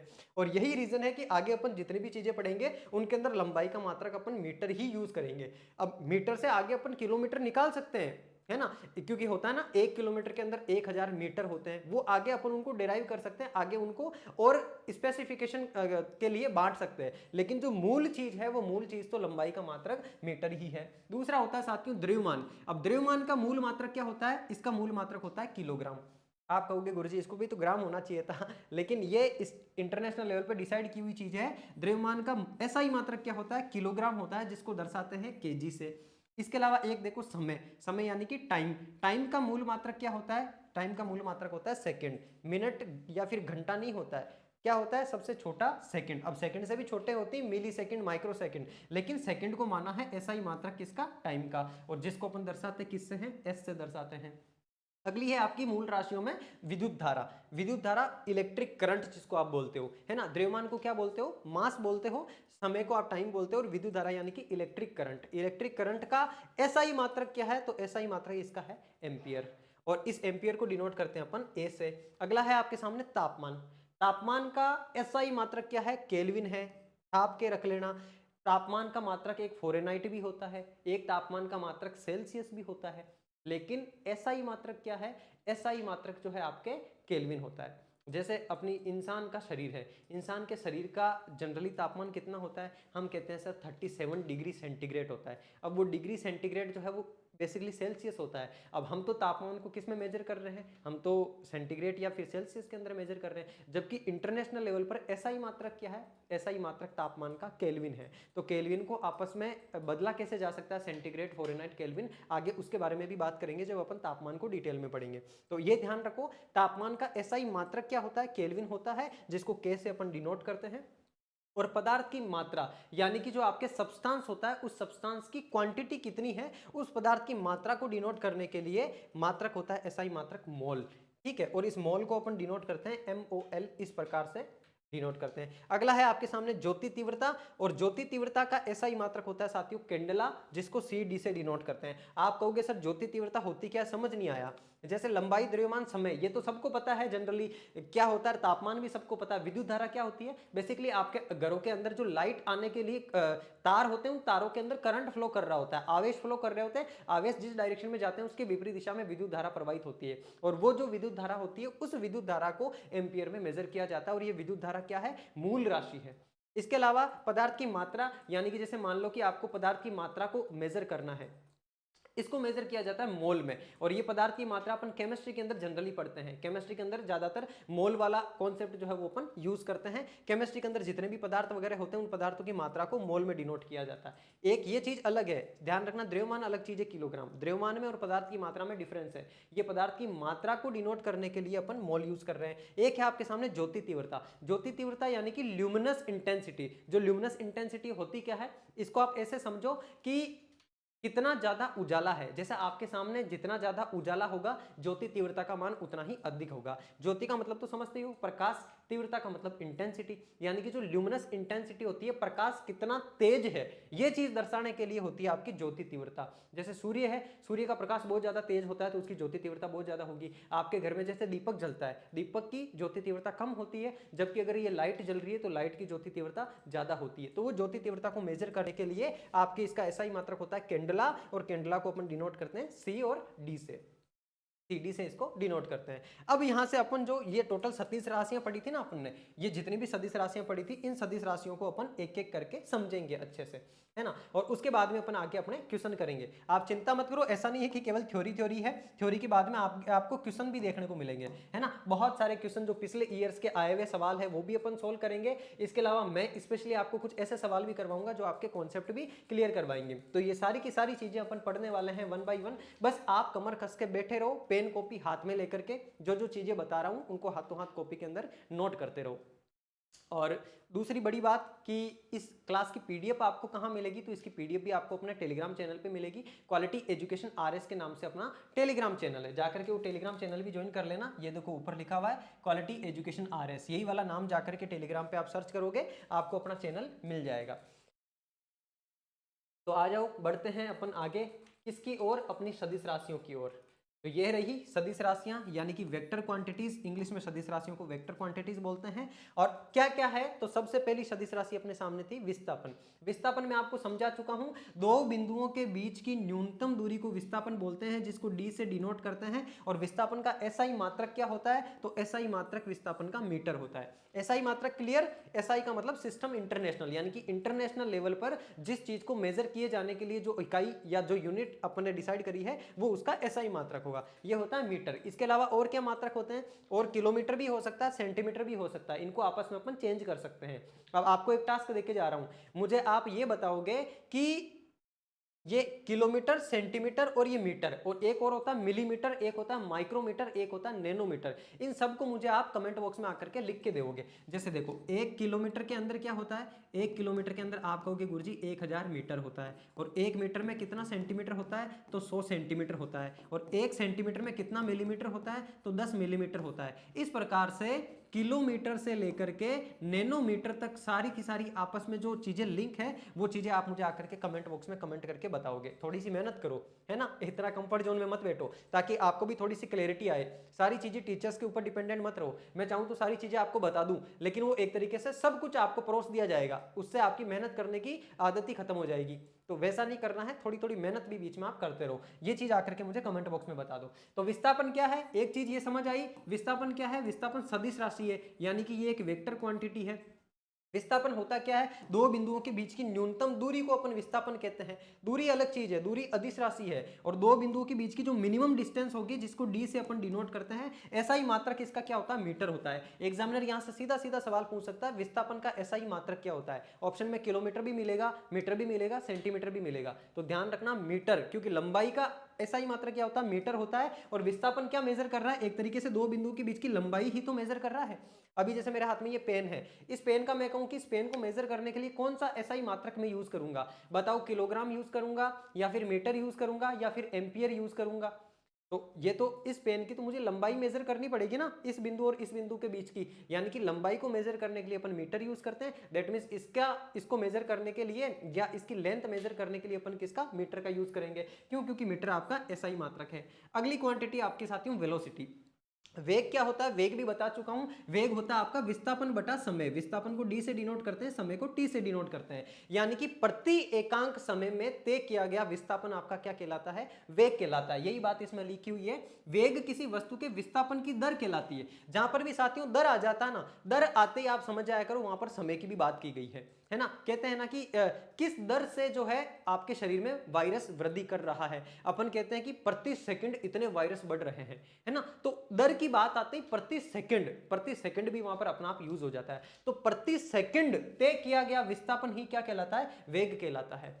एक सेकंड में, जैसे मान लो कि मैं एक सेकंड के अंदर 1 मीटर चल रहा हूं, तो मेरा वेग क्या हो जाएगा, वेग हो जाएगा मेरा 1 मीटर प्रति सेकंड। और प्रति मतलब, प्रति का मतलब होता है उसको अपन इस बराबर के चिन्ह से, इस लाइन से नीचे डिनोट करते हैं, है ना। जहां पर भी इस लाइन से नीचे आने वाली चीज है, वो प्रति लगा करके उसको साथ अपन लिख सकते हैं। तो वेग का मात्रक क्या होता है, वेग का मात्रक होता है मीटर प्रति सेकंड। ये वाली लाइन दिखाती है कि ये इसके नीचे है। इसको लिखने में कैसे लिखेंगे, लिखने में लिखेंगे मीटर प्रति सेकंड, मीटर प्रति सेकंड। इस प्रकार से इसको लिखने में लिखेंगे। तो देखो ऐसा ही मात्रक क्या है वेग का, ऐसा ही मात्रक होता है आपके मीटर प्रति सेकंड, जिसको m बटा एस से दर्शाते हैं अपन, m बटा एस। m क्या दिखा रहा है, ये लेंथ को दिखा रहा है, यानी कि विस्थापन को दिखा रहा है, दो बिंदुओं के बीच की मिनिमम डिस्टेंस को। और s क्या दिखा रहा है, सेकंड यानी टाइम को दिखा रहा है, कि प्रति एकांक समय में तय किया गया विस्थापन आपका क्या कहलाता है, वेग कहलाता है। तो वेग भी क्या हो जाएगा आपके, वेग भी सदिश राशि हो जाएगा, क्योंकि वेग में क्या काम आ रहा है, विस्थापन काम में आ रहा है, और विस्थापन क्या है, एक सदिश राशि है। इस वजह से वेग भी आपका सदिश राशि होगा। अगला है साथियों आपके सामने त्वरण, एक्सीलरेशन। इंग्लिश में क्या बोलते हैं त्वरण को, एक्सीलरेशन। और त्वरण क्या होता है, जिस प्रकार से वेग क्या होता है, वेग होता है प्रति एकांक समय में तय किया गया विस्थापन, यानी ये पीछे वाली क्वांटिटी पे डिपेंड करता है। उसी प्रकार से त्वरण क्या होगा, प्रति एकांक समय में तय किया गया वेग, वो आपका विस्थापन कहलाएगा। यानी कि वेग में कितना परिवर्तन हो रहा है, वेग में परिवर्तन की दर आपका त्वरण कहलाता है। तो किसी वस्तु के वेग में समय के साथ होने वाले परिवर्तन की दर को त्वरण कहा जाता है। यह भी एक सदिश राशि है, त्वरण भी सदिश राशि है, क्योंकि त्वरण में क्या यूज आ रहा है आपके, वेग यूज हो रहा है। और वेग, क्योंकि वेग खुद सदिश राशि है। वेग क्यों सदिश राशि है, क्योंकि उसमें डिस्प्लेसमेंट यानी कि विस्थापन यूज हो रहा है, और विस्थापन खुद एक सदिश राशि है। तो वेग में परिवर्तन की जो दर होती है उसको अपन त्वरण बोलते हैं। तो वेग में परिवर्तन, जैसे मान लो वेग को अपन v से दर्शाते हैं, और इसके सामने मैंने d लगा दिया, इसका मतलब ये वेग में परिवर्तन की दर हो गई, वेग में परिवर्तन की दर बटा समय। तो ये क्या हो जाएगा आपका, ये हो जाएगा आपका त्वरण। और वेग का मात्रक क्या था, वेग का मात्रक था सर मीटर प्रति सेकंड, यानी कि मीटर और बटे में सेकंड, और साथ में और टाइम आ गया तो यहाँ पे 1 सेकंड और लग जाएगा, यानी कि इसका ऐसा ही मात्रक हो जाएगा मीटर प्रति सेकंड स्क्वायर। सेकंड सेकंड मिलकर के सेकंड स्क्वायर हो जाएगा। तो वेग का ऐसा ही जो मात्रक है वो क्या होता है, मीटर प्रति सेकंड वर्ग, इंग्लिश में वर्ग स्क्वायर बोलते हैं। इस प्रकार से मीटर प्रति सेकंड स्क्वायर इसको डिनोट करते हैं, मीटर प्रति सेकंड स्क्वायर। ये क्या होता है, ये ऐसा ही मात्रक होता है किसका, त्वरण का। तो त्वरण के SI मात्रक के बारे में भी आपसे पूछा जा सकता है। अगला देखो साथियों, अब हम बात करेंगे दोस्तों बल के बारे में, फोर्स के बारे में। चौथा पॉइंट अपना कौन सा है? फोर्स है। अच्छा, बल क्या होता है? किसी वस्तु की गति की स्थिति को बदलने या उसे विराम देने के लिए प्रयुक्त खिंचाव या धक्का बल कहलाता है। बेसिकली बल को आप F से दर्शाते हो, जिसका फॉर्मूला होता है F = m × a, द्रव्यमान इंटू त्वरण। यानी कि कोई अगर वस्तु है स्थिर पड़ी है तो उसको गतिमान अवस्था में लाने के लिए, उसको खींचने के लिए जो अपन लगाएंगे फोर्स, वो आपका बल कहलाएगा। या फिर कोई स्थिर वस्तु पड़ी है, उसको गतिमान करने के लिए उसके ऊपर जो अपन पुश करेंगे वो आपका बल कहलाएगा। और बल जो है साथियों कैसी राशि होती है? एक सदिश राशि होती है, क्योंकि बल के अंदर भी दिशा की आवश्यकता तो होगी ना, कि किस डायरेक्शन में आप बल लगा रहे हो, है ना। ये होता है, देखो यहाँ पर इसने जो बात लिखी है कि वस्तु की स्थिति को बदलने के लिए, या चलती हुई स्थिति को विराम देने के लिए प्रयुक्त खिंचाव, या तो आपको खींचना पड़ेगा या धक्का लगाना पड़ेगा। हर प्रकार का खिंचाव या धक्का आपका क्या होगा? बल ही होगा। और बल का मात्रक क्या होता है? मात्रक के ऊपर बात करने से पहले इसका फॉर्मूला देख लेते हैं। F = m में होता है। m क्या है? आपका द्रव्यमान है। और द्रव्यमान का मात्रक आपको पता है क्या होता है? द्रव्यमान का मात्रक सर किलोग्राम होता है, ये तो पता ही है आपको। द्रव्यमान का मात्रक किलोग्राम होता है। और त्वरण का मात्रक क्या होता है? अभी अपन पीछे देख करके आए हैं, मीटर/सेकंड स्क्वायर, आपके त्वरण का मात्रक होता है। तो इन दोनों को जब आप साथ में रखोगे तो किलोग्राम मीटर/सेकंड स्क्वायर, ये वाला जो मात्रक बनेगा आपके, ये क्या बन जाएगा? ये बल का मात्रक बन जाएगा। तो बल का ऐसा ही मात्रक होता है किलोग्राम मीटर/सेकंड स्क्वायर। और हम इतना बड़ा ना लिखें इसको, इसके लिए इसको छोटे रूप में क्या बोल देते हैं? इसको छोटे रूप में बोल देते हैं साथियों न्यूटन। क्या बोल देते हैं? न्यूटन। और न्यूटन को किससे डिनोट करते हैं? एन से डिनोट करते हैं न्यूटन को। इस वजह से आपके बल का SI मात्रक क्या होता है? SI मात्रक न्यूटन होता है, जिसको N से डिनोट किया जाता है। ये बात ध्यान रखनी है आपको। और इस प्रकार से इसका मात्रक निकाला जाता है। जब कभी भी न्यूटन के बारे में पूछा जाए कि न्यूटन होता क्या है, तो न्यूटन बल का मात्रक होता है। और इसकी फुल फॉर्म क्या होती है? Kilogram metre per second square. यानी न्यूटन को जब आप ओपन करोगे तो किलोग्राम मीटर/सेकंड स्क्वायर को आप हमेशा न्यूटन कहोगे, क्योंकि आगे जाकर के बहुत सारी चीजें जब अपन डिराइव करेंगे ना साथियों, तो वहां पर जैसे किलोग्राम मीटर/सेकंड आ रहा है केवल, तो वहां पर आप उसको न्यूटन में कैसे कन्वर्ट करोगे? क्योंकि बहुत सारी जो व्युत्पन्न राशियां होगी ना, उन व्युत्पन्न राशियों का मात्रक बनाने के लिए इन मूल राशियों का इस्तेमाल भी अपन करेंगे, तो वहां पर न्यूटन इस्तेमाल होगा। तो न्यूटन के लिए आपको पता होना चाहिए कि न्यूटन की फुल फॉर्म क्या होती है। न्यूटन को खोलते किस प्रकार से? Kilogram metre per second square. ये कैसे बना? क्योंकि बल का मात्रक न्यूटन होता है छोट फॉर्म में, और बल को अपन MA दर्शाते हैं। M का मतलब द्रव्यमान, A का मतलब त्वरण। तो इन दोनों का मात्रक मल्टीप्लाई होकर के फाइनली न्यूटन बनता है। और क्या क्या मात्रक हो सकते हैं बल के? तो बल का एक और मात्रक होता है साथियों, डाइन। क्या होता है? न्यूटन के अलावा अन्य मात्रक होता है इसका डाइन। डाइन भी इसका अन्य मात्रक होता है, ये बात ध्यान रखनी है। और एक न्यूटन के अंदर कितने डाइन होते हैं? तो 10⁵5 डाइन होते हैं। कितने डाइन होते हैं एक न्यूटन में? 10⁵5। चलो नेक्स्ट पॉइंट देखते हैं। अगला पॉइंट आपके सामने संवेग। संवेग भी एक साथियों सदिश राशि है। कैसी राशि है संवेग? ये भी सदिश राशि है, आपको पता होना चाहिए, क्योंकि टोटल अपन ने 7 सदिश राशियां देखी थी, उसमें 5वें नंबर की संवेग है। संवेग क्या होता है? किसी वस्तु के द्रव्यमान और वेग के गुणनफल को अपन जो है संवेग कहते हैं। यानी कि संवेग को अपन डिनोट करते हैं P से। P = होता है mv। पीछे तो देखा ma तो हो जाता है आपका बल, और P = mv, ये हो जाता है आपका क्या? संवेग। अब संवेग का भी मात्रक आप खुद निकाल सकते हो। m का मतलब क्या है? द्रव्यमान। द्रव्यमान का ऐसा ही मात्रक होता है किलोग्राम, और वेग का क्या होता है? मीटर/सेकंड। तो इसको आप इस प्रकार से लिखोगे, किलोग्राम मीटर/सेकंड। ये आपके किसका मात्रक हो गया? ये संवेग का मात्रक हो गया।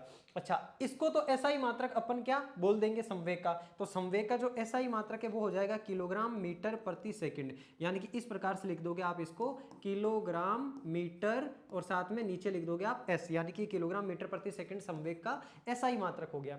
इसके अलावा एक मात्रक और भी होता है संवेग का, और वो होता है न्यूटन मीटर, न्यूटन सेकंड। अच्छा, वो कैसे होता है? देखो, अभी आपने पीछे देखा कि न्यूटन क्या होता है। अभी आपने पीछे क्या देखा? न्यूटन क्या होता है? न्यूटन = होता है किलोग्राम मीटर/सेकंड स्क्वायर। ये कैसे आया था? ये आया था F = ma से, जहां पर m था किलोग्राम और a की यूनिट थी मीटर/सेकंड स्क्वायर। तो इस प्रकार से किलोग्राम मीटर/सेकंड स्क्वायर न्यूटन होता है। अब इस संवेग के मात्रक को भी अपन को न्यूटन की फॉर्म में लेके आना है। तो क्या करेंगे? इसमें देखो, ऊपर और नीचे सेकंड से मल्टीप्लाई कर देंगे, है ना। तो नीचे तो क्या हो जाएगा? सेकंड स्क्वायर, और ऊपर क्या रह जाएगा? ऊपर रहेगा किलोग्राम मीटर और /सेकंड स्क्वायर। 2 सेकंड हो गए तो सेकंड स्क्वायर, और ऊपर 1 सेकंड और बच जाएगा। और ये वाला जो सेक्शन है आपका, कौन सा वाला? ये वाला जो सेक्शन है, इस वाले सेक्शन को क्या बोलते हैं, न्यूटन बोलते हैं। तो अब फाइनली इसका मात्रक क्या हो जाएगा, न्यूटन सेकंड भी हो जाएगा। इसका मतलब सर संवेग का जो एसआई मात्रक है वो तो होता है किलोग्राम मीटर प्रति सेकंड, और इसके अलावा एक और अन्य मात्रक क्या होता है इसका, अन्य मात्रक इसका और होता है साथियों न्यूटन सेकंड। क्या होता है, न्यूटन सेकंड। तो ये भी ध्यान रखना, संवेग का मात्रक न्यूटन सेकंड भी होता है। ये भी पूछा जा सकता है कैसे आता है न्यूटन सेकंड, ये भी मैंने आपको बता दिया। और अन्य मात्रक, किलोग्राम को ग्राम में बदल दो और मीटर को सेंटीमीटर में बदल दो, तो ऐसा मात्रक भी बन सकता है ग्राम सेंटीमीटर प्रति सेकंड। नेक्स्ट अपने सामने चुंबकीय क्षेत्र यानी कि मैग्नेटिक फील्ड। चुंबकीय क्षेत्र क्या होता है साथियों, प्रति एकांक क्षेत्रफल से गुजरने वाली चुंबकीय रेखाओं को अपन चुंबकीय क्षेत्र कहते हैं। जैसे मान लो कि ये इस प्रकार से एक गोला है, इस गोले से जितनी चुंबकीय रेखाएं गुजर रही होगी ना साथियों, उन चुंबकीय रेखाओं की संख्या को एक तरीके से अपन चुंबकीय क्षेत्र बोलते हैं, है ना। चुंबकीय क्षेत्र मैंने आपको पिछली वाली क्लास में बताया था विद्युत मोटर के अंदर कि एक आपकी एन होती है, विद्युत मोटर में बताया था ना आपको, एक तो आपकी चुंबक होती है एन, एक चुंबक होती है एस, एन से एस की ओर चुंबकीय क्षेत्र प्रवाहित हो रहा होता है। ये चुंबकीय क्षेत्र क्या होता है, तो प्रति एकांक क्षेत्रफल, इससे प्रति एकांक क्षेत्रफल से गुजरने वाली चुंबकीय बल रेखाओं की संख्या को अपन क्या कहते हैं, चुंबकीय क्षेत्र कहते हैं। इसमें भी डेफिनेशन वही लिखी हुई है आपकी। तो चुंबकीय क्षेत्र को डिनोट किससे करेंगे, बी से डिनोट करेंगे, और चुंबकीय रेखाएं जो होती है या फिर चुंबकीय फ्लक्स जो होता है उसको साथियों डिनोट करते हैं डब्ल्यू से। डब्ल्यू का मतलब होता है वेबर, W का मतलब क्या होता है, वेबर। और कहां से, प्रति एकांक क्षेत्रफल, क्षेत्रफल यानी कि एरिया। तो W अपॉन A ये वाला सूत्र होता है किसका, आपका चुंबकीय क्षेत्र का। और W वेबर, वेबर यानी कि चुंबकीय फ्लक्स, इसको इस प्रकार से लिख लो आप, देखो B से डिनोट करेंगे और ऊपर तो लिखोगे आप क्या, चुंबकीय फ्लक्स, चुंबकीय फ्लक्स के लो या फिर चुंबकीय रेखाएं के लो, चुंबकीय फ्लक्स बटा क्षेत्रफल, यानी कि प्रति एकांक क्षेत्रफल से गुजरने वाला चुंबकीय फ्लक्स ही क्या कहलाएगा, आपका चुंबकीय क्षेत्र कहलाएगा। और इसको इस प्रकार से आगे और आप लिख लो, चुंबकीय फ्लक्स को आप लिख लोगे किससे, W से, और इसके अलावा नीचे जो है आपका क्षेत्रफल, इसको लिख लोगे आप किससे, S, मीटर स्क्वायर से। क्यों, क्योंकि क्षेत्रफल का जो मात्रक होता है वो क्या होता है, मीटर स्क्वायर होता है, जबकि चुंबकीय फ्लक्स का मात्रक क्या होता है, वेबर होता है। तो वेबर प्रति मीटर स्क्वायर ये वाला मात्रक होता है किसका, आपके चुंबकीय क्षेत्र का। और इस वेबर प्रति मीटर स्क्वायर को क्या बोला जा सकता है, इसको साथियों बोला जा सकता है टेस्ला। तो ऐसा ही मात्रक तो क्या होगा, क्योंकि देखो वो तो दो चीजें मिलकर के हो गई, अगर हमको एक ही चीज कहनी हो तो एक ही चीज कहने के लिए चुंबकीय क्षेत्र का ऐसा ही मात्रक हम दे देंगे टेस्ला। तो टेस्ला ऐसा ही मात्रक होता है, और टेस्ला बराबर क्या होता है, तो W अपॉन मीटर स्क्वायर, ये आपके टेस्ला का मान होता है। ये भी आपसे चीज पूछी जा सकती है। और इसके अलावा एक मात्रक और होता है जिसको बोलते हैं गॉस, और गॉस क्या होता है, एक टेस्ला बराबर 10⁴ गॉस होता है, इनके बीच में भी आपस में संबंध होता है। जैसे डाइन में होता है ना, 1 न्यूटन बराबर 10⁵ डाइन होता है, उसी प्रकार से एक टेस्ला बराबर 10⁴ गॉस होता है। और ये टेस्ला होता है क्या है, तो वेबर प्रति मीटर स्क्वायर, ये आपका टेस्ला होता है जो कि चुंबकीय क्षेत्र का मात्रक है। अगला आपके सामने आघूर्ण, टॉर्क। टॉर्क मैंने आपको बताया क्या होता है, टॉर्क मतलब देखो जैसे ये एक बिंदु है, इस बिंदु से आपने कोई भारी वस्तु बांध दी, ये इस प्रकार की। अब इस वस्तु को जब आप घुमाओगे ना, तो घुमाने के लिए देखो ये वाली जो डिस्टेंस है, इस वाली डिस्टेंस को तो अपन बोल देंगे r बोल दो या फिर x बोल दो। और इसको जब घुमाएंगे इस प्रकार से, चारों तरफ इस प्रकार से जब घुमाएंगे, तो इसके सिरे के ऊपर जो बल लगेगा ना, यहाँ पर बल लगेगा साथियों, एक फोर्स लगेगा। तो इस फोर्स का और इस वाली डिस्टेंस का, जिस डिस्टेंस के ऊपर ये फोर्स लग रहा है, इन दोनों का गुणनफल आपका क्या कहलाता है, टॉर्क कहलाता है। टॉर्क यानी कि आघूर्ण कहलाता है। और आघूर्ण बेसिकली घूर्णन गति के लिए जिम्मेदार होता है, आघूर्ण की वजह से ही घूर्णन गति होती है। किसी वस्तु को घुमाने की प्रवृत्ति को आघूर्ण कहते हैं। किसको कहते हैं, आघूर्ण, घुमाने की प्रवृत्ति को। और इसे बल और बल की भुजा, यानी कि बल और बल की भुजा, ये देखो बल की भुजा, बल यहाँ पे लग रहा है तो इसकी भुजा कौन सी हो गई, ये वाली हो गई, क्योंकि इसका सेंटर ये, यहाँ से पकड़ करके अपन इसको घुमा रहे हैं। बल और बल की भुजा के गुणनफल से प्राप्त किया जा सकता है किसको, आघूर्ण को। आघूर्ण को दर्शाते हैं साथियों इस प्रकार से, उल्टे जैसे। ये होता है टॉर्क यानी आघूर्ण, बल यानी कि F और बल की भुजा यानी कि x। Torque is equals to क्या होता है, Fx होता है। तो ये टॉर्क का फॉर्मूला है आपके सामने। x क्या है, x वो भुजा है। जैसे मान लो कि मुझे अपने हाथ में पकड़ करके किसी चीज को घुमाना है, तो यहां से मैं पकड़ूंगा और ये भुजा होगी, यहाँ पर कोई बड़ी चीज बंधी हुई है, तो इस बड़ी चीज के ऊपर यहाँ पर तो क्या लगेगा, यहाँ पर तो लगेगा फोर्स, और ये इसकी पूरी की पूरी डिस्टेंस क्या हो गई, x हो गई। तो F इंटू एक्स, ये होता है आपके क्या, टॉर्क। अब F जो है साथियों, इस F का मात्रक यानी कि बल का मात्रक क्या होता है, बल का मात्रक होता है सर न्यूटन। और इस भुजा का मात्रक क्या होगा, भुजा का मात्रक होगा सर मीटर। तो न्यूटन मीटर किसका मात्रक हो जाएगा, आपके बल आघूर्ण का हो जाएगा। तो ऐसा ही मात्रक क्या होता है, न्यूटन मीटर होता है, किसका, बल आघूर्ण का। अब आई होप कि अगर आपने केवल इतना सा जान लिया कि ये चीज होती क्या है, जैसे बल आघूर्ण होता क्या है, इतना सा समझ लो, इसका मात्रक आप अपने आप ही निकाल लोगे। और आगे चल के क्योंकि बहुत सारी चीजें डेराइव भी आपको करनी होगी, एग्जामिनर सीधा सवाल भी नहीं पूछता आपसे, घुमा करके भी पूछ सकता है। अगर आपके कॉन्सेप्ट क्लियर होंगे तो हर एक सवाल का जवाब आप दे पाओगे। तो टॉर्क क्या होता है, torque is equal to F X, F है जहां पर आपका बल, बल यानी कि उस रेखा के ऊपर लगने वाला बल, और एक्स क्या है, जहां पर बल लग रहा है वहां की पूरी डिस्टेंस, ये इसका सेंटर हो गया और इस जगह पर बल लग रहा है, तो इन दोनों के बीच की डिस्टेंस आपकी एक्स हो जाती है। और इस प्रकार से इसको दर्शाया जाता है, न्यूटन मीटर जो है इसका मात्रक होता है। अब साथियों ये तो टोटल सदिश राशियां हो गई। अब अपन अदिश राशियों के बारे में भी बात कर लेते हैं। जो अदिश राशियां इनमें ज्यादा टाइम लगेगा, नॉर्मल चीजें देखो। एक है आपके सामने क्या, डिस्टेंस, डिस्टेंस का मतलब दूरी। अब दूरी मैंने आपको बताया अदिश राशि होती है, दो बिंदुओं के बीच के अंदर आपको तय की गई जितनी भी दूरी है वो सारी की सारी दूरी होती है, और इसका ऐसा ही मात्रक क्या होता है, तो ऐसा ही मात्रक इसका मीटर होता है। अगला है स्पीड, चाल, जैसे वेग होता है विस्थापन बटा समय, वैसे चाल होती है दूरी बटा समय, दूरी का मात्रक मीटर, समय का मात्रक सेकंड, तो मीटर प्रति सेकंड ये हो जाएगा एसआई मात्रक किसका, दूरी का। अगला है आपके सामने द्रव्यमान, द्रव्यमान का एसआई मात्रक मैंने आपको बताया क्या होता है, किलोग्राम। किसी भी वस्तु का जो एक्चुअल वेट होता है, एक्चुअल जो वजन होता है, मौजूद पदार्थ की कुल मात्रा, यानी कि उसकी खुद की जो कुल मात्रा होगी, उसका खुद का जो एक्चुअल वेट होगा, उसी को बोला जाता है क्या, द्रव्यमान। एक होता है भार, द्रव्यमान तो हमेशा समान रहता है, चाहे आप कोई से घोड़े पे चले जाओ, कोई से पिंड पे चले जाओ, भार चेंज होता है। भार क्या होता है, द्रव्यमान के साथ में जब गुरुत्वाकर्षण बल लग जाता है, एम जी, ये होता है आपका भार। एम तो जहां आपका द्रव्यमान है और ये जी भार है, जी क्या होता है, गुरुत्वाकर्षण का मान होता है। तो भार और द्रव्यमान इन दोनों में फर्क होता है। जब भार की बात करेंगे तो वहां पर पृथ्वी का गुरुत्वाकर्षण ऐड हो जाएगा, जब अपन द्रव्यमान की बात करेंगे तो वो इंडिविजुअली उस खुद पिंड के अंदर कितना वेट है, उसकी कितनी मात्रा है, वो उसका द्रव्यमान कहलाएगा, जिसका मात्रा क्या होता है, किलोग्राम होता है। अगला आपके सामने कार्य, कार्य भी क्या है, एक अदिश राशि है, यानी कि वर्क। वर्क होता क्या है, जब किसी वस्तु पर बल लगाया जाता है, तो बल लगाते हैं तो वह वस्तु की दिशा में विस्थापित हो जाती है, यानी कि बल की दिशा में विस्थापित हो जाती है, तो कार्य किया जाता है। अब मुझे आप बताओ, मैं आपको कहूंगा आप तो निठल्ले कोई काम ही नहीं करते हो, आप कहोगे सर हम तो काम करते हैं। जैसे ये रिमोट यहाँ पे रखा हुआ है, इसको यहाँ से उठा करके आपने इस प्रकार से यहाँ सरका दिया, तो आपने क्या किया, आपने कार्य किया।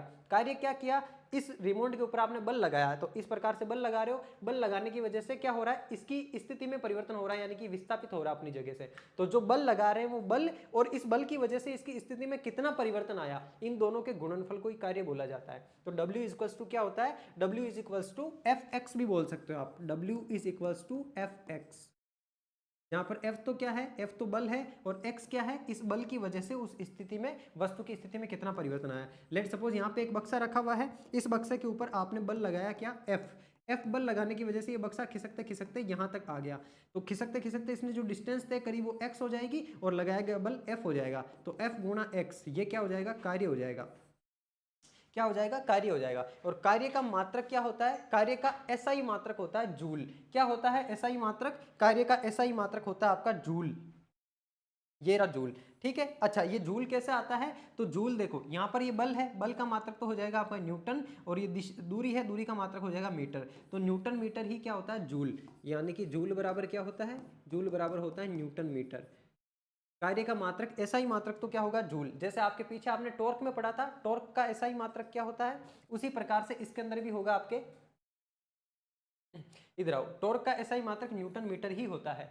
ठीक है, इसको आप जूल नहीं कह सकते, क्यों, क्योंकि यहाँ पर आपके रोटेशनल मोशन हो रही है, घूर्णन गति हो रही है, इसलिए जूल यहाँ पे यूज नहीं कर सकते। बाकी न्यूटन मीटर क्या होता है, जूल होता है जब कार्य की बात हो जाती है। तो यहाँ पर तो आघूर्ण है, यहाँ पर कार्य नहीं हो रहा है, यहाँ पर तो मोशन हो रही है फोर्स की वजह से। इस वजह से फोर्स और डिस्प्लेसमेंट यानी कि दूरी दोनों का गुणनफल क्या कहला रहा है, न्यूटन मीटर टॉर्क कहला रहा है। जबकि यहाँ पर कार्य की जब अपन बात कर रहे हैं तो उस वस्तु की स्थिति में परिवर्तन हो रहा है, यानी कि यहाँ पर विस्थापन आ रहा है, कितना विस्थापन हो रहा है, लगाए गए बल की वजह से, वही आपका कार्य कहलाता है। यहाँ पर और चीज लिखी हुई है F d cos theta, D हो गया आपका डिस्प्लेसमेंट और कोस थीटा हो गया बल और विस्थापन के बीच का कोण। जैसे मान लो कि आपने विस्थापन जैसे ये वाली क्षितिज रेखा है और इसको खिसका करके इधर लगा दिया, तो इन दोनों के बीच में जो कोण बनेगा वो cos थीटा हो जाएगा, और इसी को मिला करके वापस से वो टॉर्क बन जाएगा। तो अपन को उतना आगे नहीं जाना है, आप इतना ध्यान रखो, W is equals to F X, ये क्या होता है, ये कार्य होता है, F बल, X हो गया आपकी दूरी, उस कार्य की, उस बल की वजह से उस वस्तु की स्थिति में जितना परिवर्तन आया, जितना उसका विस्थापन हुआ, उन दोनों का गुणनफल हो जाएगा आपके क्या, कार्य, और कार्य को Fx से दर्शाते हैं। नेक्स्ट है आपके सामने एनर्जी। ऊर्जा क्या होती है, कार्य करने की क्षमता को दर्शाती है। कहते हैं ना कि ये तो ये व्यक्ति बहुत ऊर्जावान है, सुबह से लेकर शाम तक पढ़ा सकता है, यानी कि उसकी काम करने की क्षमता कितनी है, उस क्षमता को ही ऊर्जा बोला जाता है। और इस ऊर्जा का साथियों जैसे देखो यांत्रिक ऊर्जा होती है, रासायनिक ऊर्जा होती है, विद्युत ऊर्जा होती है। हम जो काम करते हैं ना, मैंने आपको कल वाली क्लास में ये भी बताया था, एनर्जी कंजर्वेशन लॉ होता है, ऊर्जा संरक्षण का नियम। ऊर्जा ना तो जनरेट होती है ना ही ऊर्जा खत्म होती है, ऊर्जा संरक्षित रहती है, हमेशा एक रूप से दूसरे रूप में बदलती है ऊर्जा। केवल ऊर्जा को बनाया नहीं जा सकता और खत्म नहीं किया जा सकता, ये यूनिवर्स का रूल है। तो फिर हम काम कर रहे हैं, हमारे काम करने के लिए एनर्जी कहाँ से आई, तो हम जो भोजन करते हैं उस भोजन के अंदर होती है रासायनिक ऊर्जा, और उस रासायनिक ऊर्जा की वजह से वो रासायनिक ऊर्जा को हम यांत्रिक ऊर्जा में कन्वर्ट करते हैं, यानी कि हमारे द्वारा जो कार्य किया जाता है उस कार्य किए जाने में क्या होता है, रासायनिक ऊर्जा यांत्रिक ऊर्जा में बदल रही होती है। तो ये जो होता है साथियों ऊर्जा, ये ऊर्जा होती है कार्य करने की क्षमता, और ऊर्जा का एसआई मात्रक भी क्या होता है, जूल होता है। आप कहोगे सर कार्य का एसआई मात्रक भी तो जूल था, तो बिल्कुल कार्य का एसआई मात्रक भी जूल ही होता है, और ऊर्जा का एसआई मात्रक भी जूल ही होता है, जिसको आप किससे दर्शाते हो, इस प्रकार से जे से दर्शाते हो, इस प्रकार जे से दर्शाओगे जूल को। ध्यान रखना टॉर्क को उल्टा जे से दर्शाते हैं, टॉर्क इक्वल्स टू भी एफएक्स होता है, उसका मात्रक न्यूटन मीटर होता है, जबकि कार्य का मात्रक भी न्यूटन मीटर या फिर जूल होता है, और ऊर्जा का मात्रक भी जूल होता है। ऊर्जा क्या है, ऊर्जा एक अदिश राशि है, कार्य करने की क्षमता को ऊर्जा बोला जाता है। नेक्स्ट आपके सामने आयतन, आयतन किसी वस्तु द्वारा घिरे गए स्थान की मात्रा को, जैसे ये देखो रिमोंड है, ये रिमोंड वातावरण के अंदर कितना स्थान घेर रहा है, वो घेरा गया स्थान इसका आयतन कहलाता है, और आयतन का ऐसा ही मात्रक होता है मीटर क्यूब। क्या होता है, मीटर क्यूब। क्यों, क्योंकि इसमें 3 डायमेंशन होती है। जैसे मान लो इधर कितना स्थान घेरेगा, जैसे मैंने आपके सामने ये बक्सा बनाया, अब ये बक्सा जो है वायुमंडल के अंदर कितना स्थान घेर रहा है, इसके द्वारा घेरा गया स्थान इसका आयतन कहलाता है। और यहाँ पर क्योंकि 3 विमाएं यूज हो रही है, ये भी मीटर, ये भी मीटर, ये भी मीटर, इन तीनों का गुणनफल हो जाता है मीटर क्यूब, और यही इसका क्या होता है, एसआई मात्रक होता है। तो आयतन का एसआई मात्रक मीटर क्यूब होता है। अन्य मात्रक में लीटर भी आयतन का मात्रक होता है, मिलीलीटर भी होता है, और सेंटीमीटर क्यूब भी होता है। क्यूब को बोला जाता है घन। अगला आपके सामने घनत्व यानी कि डेंसिटी। घनत्व क्या होता है साथियों, द्रव्यमान बटा आयतन। प्रति एकांक आयतन में जितना द्रव्यमान होता है वो उसका घनत्व कहलाता है। जैसे कहते हैं ना जल का घनत्व कम होता है ना, जबकि बाकी और चीज़ों का घनत्व ज़्यादा होता है। जिन चीज़ का घनत्व जल से अधिक होता है वही चीज़ें जल के अंदर डूब पाती है। जिन चीज़ों का घनत्व जैसे कील होती है वो जल में डूब जाती है, लेकिन आपकी लकड़ी की चीज़ जल में नहीं डूब पाती, क्योंकि लकड़ी के अंदर क्या होता है, वेट कम होता है, उसका द्रव्यमान कम होता है। लेकिन आयतन, जैसे एक तो ये कील है लोहे की और ये मान लो तिनका है, इन दोनों को आप पानी में डालोगे कौन डूबेगा, कील डूबेगी। क्यों, क्योंकि कील का द्रव्यमान ज्यादा होता है और तिनके का द्रव्यमान कम होता है, और द्रव्यमान ज्यादा होने की वजह से उसका घनत्व ज्यादा हो जाता है। और जिन चीजों का घनत्व ज्यादा होता है वो चीजें जल में डूब जाती है, क्योंकि उनका घनत्व जल से ज्यादा हो जाता है। तो घनत्व किसी पदार्थ के द्रव्यमान और उसके आयतन के अनुपात को दर्शाता है। द्रव्यमान यानी कि ये द्रव्यमान का मात्रक हो गया किलोग्राम, और आयतन का मात्रक हो गया मीटर क्यूब। अभी पीछे देखा तो किलोग्राम मीटर क्यूब, ये किलोग्राम प्रति मीटर क्यूब क्या कहलाता है, घनत्व का मात्रक होता है। नेक्स्ट आपके सामने तापमान यानी कि टेम्परेचर। टेम्परेचर जो होता है साथियों इसका एसआई मात्रक क्या होता है, तो टेम्परेचर का एसआई मात्रक होता है आपके सामने केल्विन। और होता क्या है, कोई वस्तु गर्म है या ठंडी है इस चीज को महसूस करने के लिए जो क्वांटिटी होती है वो आपकी तापमान कहलाती है। और वस्तु के अणुओं की औसत गतिज ऊर्जा को ही दर्शाता है। जैसे आपने देखा होगा पानी को गर्म करते हैं यानी उसका तापमान बढ़ाते हैं तो पानी फुदक फुदक करने लगता है, यानी कि पानी के अंदर जो मॉलिक्यूल्स होते हैं वो आपस में मूवमेंट करने लगते हैं, गति करने लगते हैं। इस वजह से ये गतिज ऊर्जा को दर्शाता है। जो भी अणु आपस में जितनी गतिज ऊर्जा करते हैं वही उसका टेम्परेचर होता है। जैसे आप यहां पर भी अगर टेम्परेचर बढ़ाओगे तो यहां पर भी हवा के अंदर जो मॉलिक्यूल्स है वो आपस में मूवमेंट करने लगेंगे, काइनेटिक एनर्जी उनमें आ जाएगी, वो गति करने लग जाएंगे। तो एसआई मात्रक को तो क्या होता है, तापमान का, याद रखना तापमान मूल राशियों के अंदर भी था, है ना। तापमान का एसआई मात्रक होता है केल्विन, और केल्विन को अन्य चीजों से भी दर्शाया जाता है, जैसे डिग्री सेंटीग्रेड भी केल्विन का इसका तापमान का मात्रक होता है, और फ़ारेनहाइट भी आपके तापमान का मात्रक होता है। अब इन चीजों को आपस में कन्वर्ट करने के लिए एक फॉर्मूला है, डिग्री सेंटीग्रेड, फ़ारेनहाइट और केल्विन। ये वाला फॉर्मूला याद करके रखो, आपके सामने छाप रहा हूं। डिग्री सेंटीग्रेड बटा 5 is equals to Fahrenheit minus 32 बटा 9 is equals to Kelvin plus 273,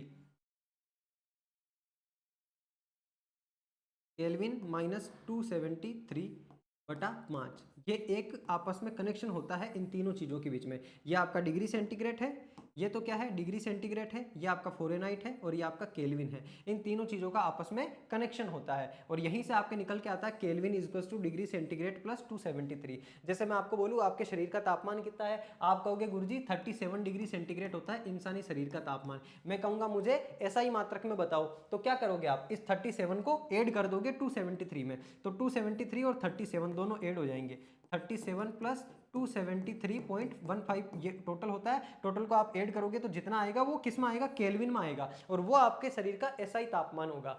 ठीक है, तो तापमान का SI मात्रक क्या होता है, सिस्टम इंटरनेशनल, वो होता है केल्विन। अन्य मात्रक और होते हैं जिनको आपस में आप इस प्रकार से कन्वर्ट कर सकते हो। ये भी एग्जामिनर आपसे पूछ सकता है, ये कह सकता है कि 37 डिग्री सेंटीग्रेड को आप SI मात्रक में बदलो या फिर केल्विन में बदलो या फ़ारेनहाइट में बदलो। तो जब फ़ारेनहाइट में बदलेंगे तब तो केवल ये वाला फॉर्मूला यूज कर लेंगे, जबकि केल्विन में बदलेंगे तो ये वाला फॉर्मूला यूज कर लेंगे। अगला आपके सामने दाब, दाब का मतलब प्रेशर, किसी भी वस्तु के ऊपर कितना बल लग रहा है वही दाब कहलाता है। दाब क्या है, दाब एक बल है जो किसी सतह के इकाई क्षेत्रफल पर लगता है, यानी कि दाब बराबर होता है साथियों बल बटा क्षेत्रफल। दाब बराबर क्या होता है, दाब बराबर होता है बल बटा क्षेत्रफल, यानी कि प्रति एकांक क्षेत्रफल पर लगने वाला बल ही क्या कहलाता है, दाब कहलाता है। बल यानी कि फोर्स, क्षेत्रफल यानी कि ए, बल यानी कि एफ। अब देखो इसका दाब का मात्रक कैसे निकालोगे, फोर्स का मात्रक आपको पता है न्यूटन होता है और क्षेत्रफल का मात्रक आपको पता है मीटर स्क्वायर होता है, तो दाब का मात्रक क्या हो जाएगा, न्यूटन मीटर स्क्वायर हो जाएगा। लेकिन इसका SI मात्रक न्यूटन मीटर स्क्वायर नहीं होता है। SI मात्रक क्या होता है, दाब का SI मात्रक होता है पास्कल। क्या होता है, पास्कल, और एक पास्कल बराबर 1 न्यूटन मीटर प्रति मीटर स्क्वायर होता है, तो न्यूटन प्रति मीटर स्क्वायर हो जाएगा ये। तो न्यूटन प्रति मीटर स्क्वायर को ही पास्कल बोला जाता है। जैसे अपन ने बोला था ना किलोग्राम मीटर प्रति सेकंड स्क्वायर को न्यूटन बोलते हैं, उसी प्रकार से पास्कल किसको बोलते हैं, न्यूटन प्रति मीटर स्क्वायर। इस प्रकार से आपके SI मात्रक निकल के आ जाता है किसका, दाब का। तो दाब का SI मात्रक तो पास्कल होता है। अच्छा, इसके अलावा आपके RS के एग्जाम में एक और सवाल भी पूछा था कि निम्न में से कौन सा दाब का मात्रक नहीं है, तो दाब के और अन्य मात्रक भी होते हैं, जैसे पास्कल होता है, पास्कल के अलावा एक टोर, टोर भी दाब का मात्रक होता है, जिसको इस प्रकार से आप लिखते हो। इसके अलावा एटमॉस्फेयर यानी कि ATM से दर्शाते हो आप इसको, ATM यानी कि एटमॉस्फेरिक जो प्रेशर होता है उसके लिए दाब का मात्रक होता है ATM। एक और याद रखना साथियों, बार, बार भी आपके किसका मात्रक होता है, बार भी दाब का ही मात्रक होता है। तो बार हो चाहे एटमॉस्फेयर हो चाहे टोर हो चाहे पास्कल हो, ये सारे के सारे किसके मात्रक होते हैं, दाब के ही मात्रक होते हैं। इस बार को आप इस प्रकार से भी लिख सकते हो, तो इन मात्रकों को भी लिख के रख लेना। अब ये मात्रक वाला टॉपिक पढ़ रहे हैं, इस वजह से ये मात्रक कैसे निकलते हैं इसके लिए मुझे आपको ये सदिश अदिश राशियां पढ़ाना था। अब देखो आपका इन शॉर्ट में रिवीजन करवा देता हूं पूरा का पूरा, अभी जो पढ़ाया अभी तक। टोटल सदिश राशियां जो है साथियों, सदिश राशियां देखो, बल आपकी सदिश राशि होती है जिसको F से दर्शाते हैं, इसका मात्रक क्या होता है, न्यूटन होता है, जिसको किलोग्राम मीटर प्रति सेकंड स्क्वायर इस प्रकार से भी डिनोट करते हैं। अगला आपने वेलोसिटी पढ़ा था, वेग, वेग को v से दर्शाते हैं और इसका मात्रक मीटर प्रति सेकंड होता है। एक आपके सामने त्वरण भी था साथियों, जिसको a से डिनोट करते हैं, स्मॉल s है, और मीटर प्रति सेकंड स्क्वायर आपके इसका मात्रक होता है। एक विस्थापन आपने पढ़ा था जिसको s से या फिर d से दर्शाते हैं और इसका मात्रक भी क्या होता है, SI मात्रक मीटर होता है। एक आपने संवेग पढ़ा था, P is equals to mv, mv यानी कि किलोग्राम मीटर प्रति सेकंड, किलोग्राम मीटर प्रति सेकंड या फिर न्यूटन सेकंड। ये न्यूटन सेकंड भी किसका मात्रक होता है, आपके संवेग का होता है। एक चुंबकीय क्षेत्र अपन ने पढ़ा है जिसको बी से दर्शाते हैं, ये होता है टेस्ला, टेस्ला यानी वेबर बटा मीटर स्क्वायर। बताया था ना आपको कि चुंबकीय फ्लक्स यानी कि चुंबकीय फ्लक्स को फाई से दर्शा सकते हो, बटावा क्षेत्रफल। चुंबकीय फ्लक्स का मात्रक वेबर होता है और क्षेत्रफल का मात्रक मीटर स्क्वायर होता है, तो वेबर प्रति मीटर स्क्वायर। और अगला आपके सामने आघूर्ण यानी कि टॉर्क, टॉर्क को इस प्रकार से आप उल्टे जे से दर्शाते हो, इसका मात्रक होता है न्यूटन मीटर। टॉर्क मैंने आपको बताया, टॉर्क इक्वल्स टू क्या होता है, F इंटू एक्स, यानी कि वो जो टोटल डिस्प्लेसमेंट होगा, विस्थापन होगा और वहां पर लगने वाला बल, उन दोनों का गुणनफल क्या कहलाता है, टॉर्क कहलाता है। आगे देखो अदिश राशियां, अदिश राशियों में द्रव्यमान का मात्रक किलोग्राम होता है सर, चाल का मात्रक मीटर प्रति सेकंड जो वेग का होता है वही होता है, दूरी का मात्रक डी से दर्शाते हैं, मीटर होता है। अगला कार्य का मात्रक जूल, जूल को क्या बोलते हैं, न्यूटन मीटर भी बोलते हैं सर। क्यों बोलते हैं, क्योंकि W इज इक्वल्स टू होता है Fx, है ना, ये लगाए गए बल की वजह से जितना विस्थापन होता है, बल और विस्थापन का गुणनफल आपका कार्य कहलाता है। अगला ऊर्जा का मात्रक क्या होता है, ऊर्जा का मात्रक जूल होता है। ध्यान रखना किलोवाट प्रति घंटा भी एक ऊर्जा का मात्रक होता है। क्या होता है, किलोवाट प्रति घंटा, ये इलेक्ट्रिक जो ऊर्जा होती है, विद्युत ऊर्जा होती है, उसका मात्रक होता है। एक आपके सामने आयतन है, आयतन का मात्रक होता है मीटर क्यूब, जिसको V से दर्शाते हैं। V का मतलब होता है वॉल्यूम, है ना। वॉल्यूम मतलब आयतन, इसको V से दर्शाते हैं। एक आपके सामने घनत्व यानी कि डेंसिटी, इसको दर्शाते हो आप इस प्रकार से D से, और इसका मात्रक क्या होता है किलोग्राम प्रति मीटर क्यूब। एक आपके सामने तापमान यानी कि टेम्परेचर, इसका SI मात्रक केल्विन होता है, T से इसको दर्शाते हैं। एक मैंने आपको बताया kelvin is equals two degree centigrade plus 273 ये वाला फॉर्मूला होता है, यानी कि डिग्री सेंटीग्रेड को केल्विन में बदलने के लिए फॉर्मूला यूज करते हैं। अगला आपके सामने दाब, दाब का SI मात्रक पास्कल होता है, जिसको न्यूटन प्रति मीटर स्क्वायर कहते हैं, क्योंकि दाब बराबर क्या होता है बल बटा क्षेत्रफल होता है। एक हमने पढ़ा विद्युत धारा, विद्युत धारा को I से दर्शाते हैं, इसका SI मात्रक एम्पियर होता है। ये भी विद्युत धारा भी क्या है अदिश राशि है, ध्यान रखना। और एक अपना टाइम, टाइम का मात्रक सेकंड होता है। ये मूल राशियां भी है साथियों, कौन कौन सी, विद्युत और समय, ये मूल राशियां हैं। इनके अलावा और मूल राशि इनमें कोई है क्या, एक द्रव्यमान भी मूल राशि है। तो यहां पर आपके टोटल ये कॉन्सेप्ट पूरा का पूरा क्लियर हो गया। अब यहां से जितनी चीजें मैंने आपको पढ़ाई ना, आपसे दाब का SI मात्रक पूछा जा सकता है, बल का SI मात्रक पूछा जा सकता है, ऊर्जा का मात्रक पूछा जा सकता है, विद्युत धारा का मात्रक पूछा जाता है। जितनी चीजें मैंने करवाई है उनके आधार पर आगे आपको PYQ करवाऊंगा, हर एक डाउट आपका क्लियर हो जाएगा। देखो आगे ये कह रहा है गति से क्या तात्पर्य। ये वाला सवाल थोड़ा सा मैंने यूनिक लिया है। ये सवाल यूनिक क्यों है, क्योंकि कॉन्सेप्ट मैंने आपको सारा पढ़ा दिया, उसके आधार पे जब PYQ करवाएंगे तब आपके सारे सवाल खटाक खटाक करके सोल्व होंगे। ये कॉन्सेप्ट बस आपके दिमाग में होना चाहिए। अब ये सवाल कुछ अपन देख रहे हैं, ये एक्स्ट्रा और एडेड ऑन है, उस कॉन्सेप्ट के अंदर और चीजें ऐड करने के लिए है। ये कह रहा है गति से क्या तात्पर्य। गति क्या होती है, वस्तु की स्थिति में परिवर्तन गति होती है, या चाल को गति कहते हैं, वेग को कहते हैं, या वस्तु के द्रव्यमान में परिवर्तन होना गति कहलाता है। अभी तक आपने गति शब्द नहीं सुना था। अब देखो गति का मतलब होता है मोशन। मोशन क्या होता है, तो कोई भी वस्तु है, उस वस्तु की स्थिति में अगर परिवर्तन हो रहा है ना, तो उसको क्या कहते हैं, मोशन कहते हैं, गति कहते हैं। गति का समय से कोई लेना देना नहीं है, आपको बस उसकी स्थिति में परिवर्तन करना है, वो आपकी गति कहलाएगी। तो ऑप्शन नंबर ए इसका राइट आंसर हो जाएगा।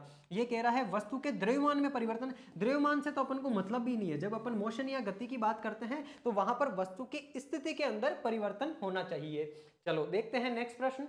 नेक्स्ट प्रश्न अपना है साथियों कि चाल से क्या तात्पर्य है। देखो पीछे हमने देखा गति के बारे में कि गति से क्या तात्पर्य है, गति का समय से कोई लेना देना नहीं है, ध्यान रखना, केवल वस्तु की स्थिति में परिवर्तन हो रहा है उसको अपन गति बोल रहे हैं। और यहाँ पर आगे हम चाल की बात कर रहे हैं। चाल की बात आती है, हमने पीछे देखा था चाल क्या होती है। चाल जिसको अपन किससे दर्शाते हैं, चाल को अपन V से भी दर्शा सकते हैं ना। चाल क्या होती है, चाल होती है प्रति एकांक समय में तय की गई दूरी, यानी कि दूरी बटा समय। तो यहाँ पर समय का रोल आ गया, तो प्रति एकांक समय में तय की गई दूरी आपकी क्या चाल कहलाती है। ये कह रहा है वस्तु की स्थिति में परिवर्तन, ये तो आपका क्या होता है, वस्तु की स्थिति में परिवर्तन तो गति होती है। वस्तु द्वारा निश्चित समय में पूर्ण की गई दूरी, यानी कि ये वाला अपना राइट आंसर हो जाएगा। ये कह रहा है वस्तु द्वारा निश्चित समयावधि में तय किया गया विस्थापन। ध्यान रखना, तय किया गया विस्थापन क्या कहलाता है, वेग कहलाता है। वेग के अंदर अपन ने देखा था d/t, यानी कि डिस्प्लेसमेंट, विस्थापन बटा समय, वो वेग में होता है, वो चाल में नहीं होता है। चाल में तो बस प्रति एकांक समय में जो दूरी तय करेंगे उसी को अपन चाल बोल देंगे। अगला कह रहा है वस्तु द्वारा तय की गई दूरी चाल कहलाती है, तो केवल तय की गई दूरी ही चाल थोड़ी कहलाएगी, प्रति एकांक समय में तय की गई दूरी चाल कहलाएगी। तो चाल के लिए ये ऐसा इसलिए बता रहा हूं क्योंकि ऐसा भी सवाल आपसे पूछा जा सकता है। नेक्स्ट प्रश्न देखो, वेग का SI मात्रक क्या है। ऐसा आपसे एग्जामिनर अगर सवाल पूछे वेग के बारे में, अभी देखो पीछे अपन ने पढ़ा V इक्वल्स टू क्या होता है, वेग बराबर होता है विस्थापन बटा समय। विस्थापन का मात्रक मीटर, समय का मात्रक सेकंड, तो क्या हो जाएगा मीटर प्रति सेकंड। और वेग कैसी राशि है, वेग एक सदिश राशि है। क्यों, विस्थापन भी सदिश राशि है, विस्थापन से ही वेग निकलता है, तो वेग भी सदिश राशि है, त्वरण भी सदिश राशि है, बल भी सदिश राशि है, चुंबकीय आघूर्ण या चुंबकीय क्षेत्र भी सदिश राशि है, टॉर्क यानी कि बल आघूर्ण भी आपकी सदिश राशि है। तो वेग पहली बात तो सदिश राशि, अदिश दिया हुआ है तो ये गलत हो जाएगा, ये गलत हो जाएगा। और वेग का मात्रक क्या होता है, मीटर प्रति सेकंड। ये कह रहा है किलोमीटर प्रति सेकंड, इसने SI मात्रक पूछा है। SI मात्रक में लंबाई को अपन मीटर में डिनोट करते हैं, इसलिए मीटर प्रति सेकंड होगा, और ऑप्शन नंबर ए अपना इसका राइट आंसर होगा। नेक्स्ट कह रहा है त्वरण क्या है, त्वरण यानी कि एक्सेलरेशन, जिसको ए से दर्शाते हैं। एक्सेलरेशन अभी मैंने आपको पीछे बताया, वेग बटा समय, वेग का मात्रक होता है मीटर प्रति सेकंड, और समय का 1 सेकंड और साथ में आ जाएगा, तो मीटर प्रति सेकंड स्क्वायर ये हो जाएगा आपके त्वरण का मात्रक, यानी मीटर प्रति सेकंड स्क्वायर, ये इसका SI मात्रक हो जाएगा। नेक्स्ट कह रहा सम्मिलित करो। ये देखो गति के 3 नियम है ना, गति के 3 नियम है। इन 3 नियमों में पहला कह रहा वेग और समय का संबंध दर्शाने वाला नियम कौन सा है। वेग और समय के बीच में संबंध किस में दर्शाया जा रहा है, ये आपका वेग है और ये आपका समय है, इन दोनों के बीच में संबंध दर्शाने वाला दूसरा रूल हो गया। अगला कह रहा है समय और स्थिति, यानी कि समय और वस्तु की स्थिति में कहां पर समय संबंध दर्शाया जा रहा है, वो इसमें आ गया। ये वस्तु की स्थिति है, यहाँ पर समय भी है, तो ये इसमें दर्शा रहा है। अगला कह रहा वेग और स्थिति, वेग और स्थिति, कुछ उल्टा तो नहीं मिला दिया अपन ने। वेग और स्थिति की बात जब करेगा, अच्छा वेग और स्थिति ये वाला सही तो है, ये सेकंड से मिलेगा, ये थर्ड से मिलेगा और ये फर्स्ट से मिलेगा, क्योंकि इसमें देखो वेग भी है और ये वस्तु की स्थिति भी है। यू तो क्या है, यू तो प्रारंभिक वेग होता है और प्रारंभिक वेग जनरली हर जगह पर जीरो ही होता है, ठीक है, जहां पर चीज क्योंकि विराम से ही चलना शुरू करती है, ये वेग होता है उसका अंतिम वेग। तो इस प्रकार से मिला दोगे आप 2 3 1, किसमें दिख रहा है 2 3 1, ऑप्शन नंबर सी, ये आपका राइट आंसर हो जाएगा।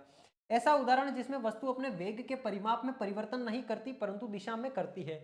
क्या कह रहा है, एक ऐसा उदाहरण बताना इनमें से जिसमें वस्तु अपने वेग के परिमाण में तो परिवर्तन नहीं करती है, यानी कि वेग का परिमाण तो जो है, परिमाण तो वो का वही रहेगा, लेकिन उसकी दिशा में वो परिवर्तन कर लेती है, दिशा उसकी बदल जाती है। वो किस में बदलती है, मैंने आपको बताया था, जो सर्कुलर मोशन होता है ना, जैसे मान लो कि यहां से धागे से बांध करके किसी चीज को मुझे इस प्रकार से घुमाना है, तो इसकी दिशा देखो हर क्षण बदल रही है। इस वाले क्षण पर दिशा इस डायरेक्शन में है, इस वाले क्षण पर दिशा इधर है, इस वाले क्षण पर दिशा इधर है, इस वाले क्षण पर दिशा इधर है। तो जो सर्कुलर मोशन होती है उसमें वेग तो एक समान रहता है, एक समान वेग से घूम रही होती है, लेकिन अपना दिशा जो है वो हर मोमेंट में बदल रही होती है। तो क्या कहोगे आप, एक समान वर्तीय गति करती हुई जो वस्तु होती है उसके अंदर उसका वेग तो समान रहता है, यानी वेग का परिमाण तो समान रहता है। जैसे मान लो कि वो 5 मीटर प्रति सेकंड से घूम रही है कोई भी चीज, तो 5 मीटर प्रति सेकंड से ही घूमेगी, लेकिन उसकी दिशा हर वक्त बदलती रहती है क्योंकि वो सर्कुलर मोशन कर रही है।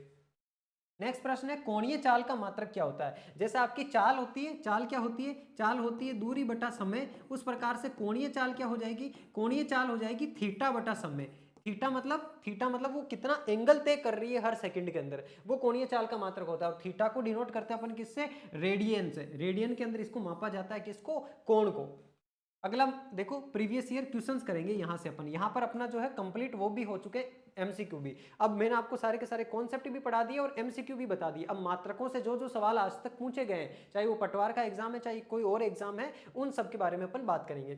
सबसे पहला, एसआई पद्धति में ताप का मूल मात्रक क्या होता है, ये आपके जेल प्रेरी में पूछा गया है शिफ्ट 1 के अंदर। एसआई पद्धति में ताप की बात कर रहे हैं साथियों, ताप यानी कि टेम्परेचर। मैंने आपको बताया था टेम्परेचर जो है, इस टेम्परेचर का, पहली बात तो टेम्परेचर क्या है, टेम्परेचर मूल राशि है। टोटल मूल राशियां कितनी होती है, मूल राशियां 7 राशियां होती है टोटल, उन 7 में से एक आपका टेम्परेचर भी है। और इस टेम्परेचर का ऐसा ही मात्रक मैंने आपको क्या बताया था, केल्विन होता है। केल्विन को कैसे दर्शाते हैं, तो ऑप्शन नंबर बी आपका राइट होगा। अगला आपके ये डिग्री सेंटीग्रेड भी दे रहा है, ये आपको फ़ारेनहाइट भी दे रहा है, और इनके बीच में आपस में मैंने आपको संबंध भी बताया था, डिग्री सेंटीग्रेड बटा 5 is equals to Fahrenheit minus 32 बटा 9 is equals to 273 minus degree centigrade minus Fahrenheit हो जाएगा यहाँ पे, 273 माइनस फ़ारेनहाइट अपॉन 5। ये वाला आपस में रिलेशन भी होता है फ़ारेनहाइट और डिग्री सेंटीग्रेड को आपस में बदलने के लिए। और इस वाले को आप पास में लाओगे तो फ़ारेनहाइट इज इक्वल, फ़ारेनहाइट नहीं होगा यहाँ पे, केल्विन होगा, है ना। Kelvin is equals two degree centigrade plus 273। ये शॉर्ट फॉर्मूला भी होता है जो डिग्री सेंटीग्रेड और फ़ारेनहाइट को आपस में बदलता है। ये वाली बात आपको ध्यान रखनी है यहाँ से। नेक्स्ट प्रश्न, मात्रकों की अंतरराष्ट्रीय पद्धति एसआई कब से लागू की गई। ये मैंने जब शुरू करा तभी बता दिया था, 2002 और 2007 में 2 बार एसआई के एग्जाम में पूछा हुआ सवाल है। 1971 में एसआई पद्धति की शुरुआत करी गई थी। अगला प्रश्न देखो, संवेग का एसआई मात्रक है। संवेग मैंने आपको बताया P is equals to mv। इसको आप निकाल सकते हो, अगर फॉर्मूला आपको याद है तो आप मात्रक निकाल लोगे। देखो, स्कूल व्याख्याता में सवाल पूछा है और वन रक्षक में सवाल पूछा है। वन रक्षक को आपके अधीनस्थ बोर्ड करवाता है, स्कूल व्याख्याता को आपके कौन कंडक्ट करवाता है, स्कूल व्याख्याता को आपके कंडक्ट करवाता है आरपीएससी। तो इन दोनों के अंदर सवाल पूछा हुआ है लेटेस्ट में 2022 के अंदर, किसके बारे में, संवेग के बारे में। पहली बात तो संवेग कैसी राशि है, संवेग एक सदिश राशि है, ये आपको ध्यान होना चाहिए। संवेग कैसी राशि है, सदिश राशि है। और संवेग बराबर क्या होता है, द्रव्यमान इंटू वेग। द्रव्यमान का मात्रक होता है किलोग्राम, वेग का होता है मीटर प्रति सेकंड। तो किलोग्राम मीटर प्रति सेकंड, ये मात्रक हो जाएगा किसका, संवेग का, किलोग्राम मीटर प्रति सेकंड। ये हो गया ऑप्शन नंबर ए।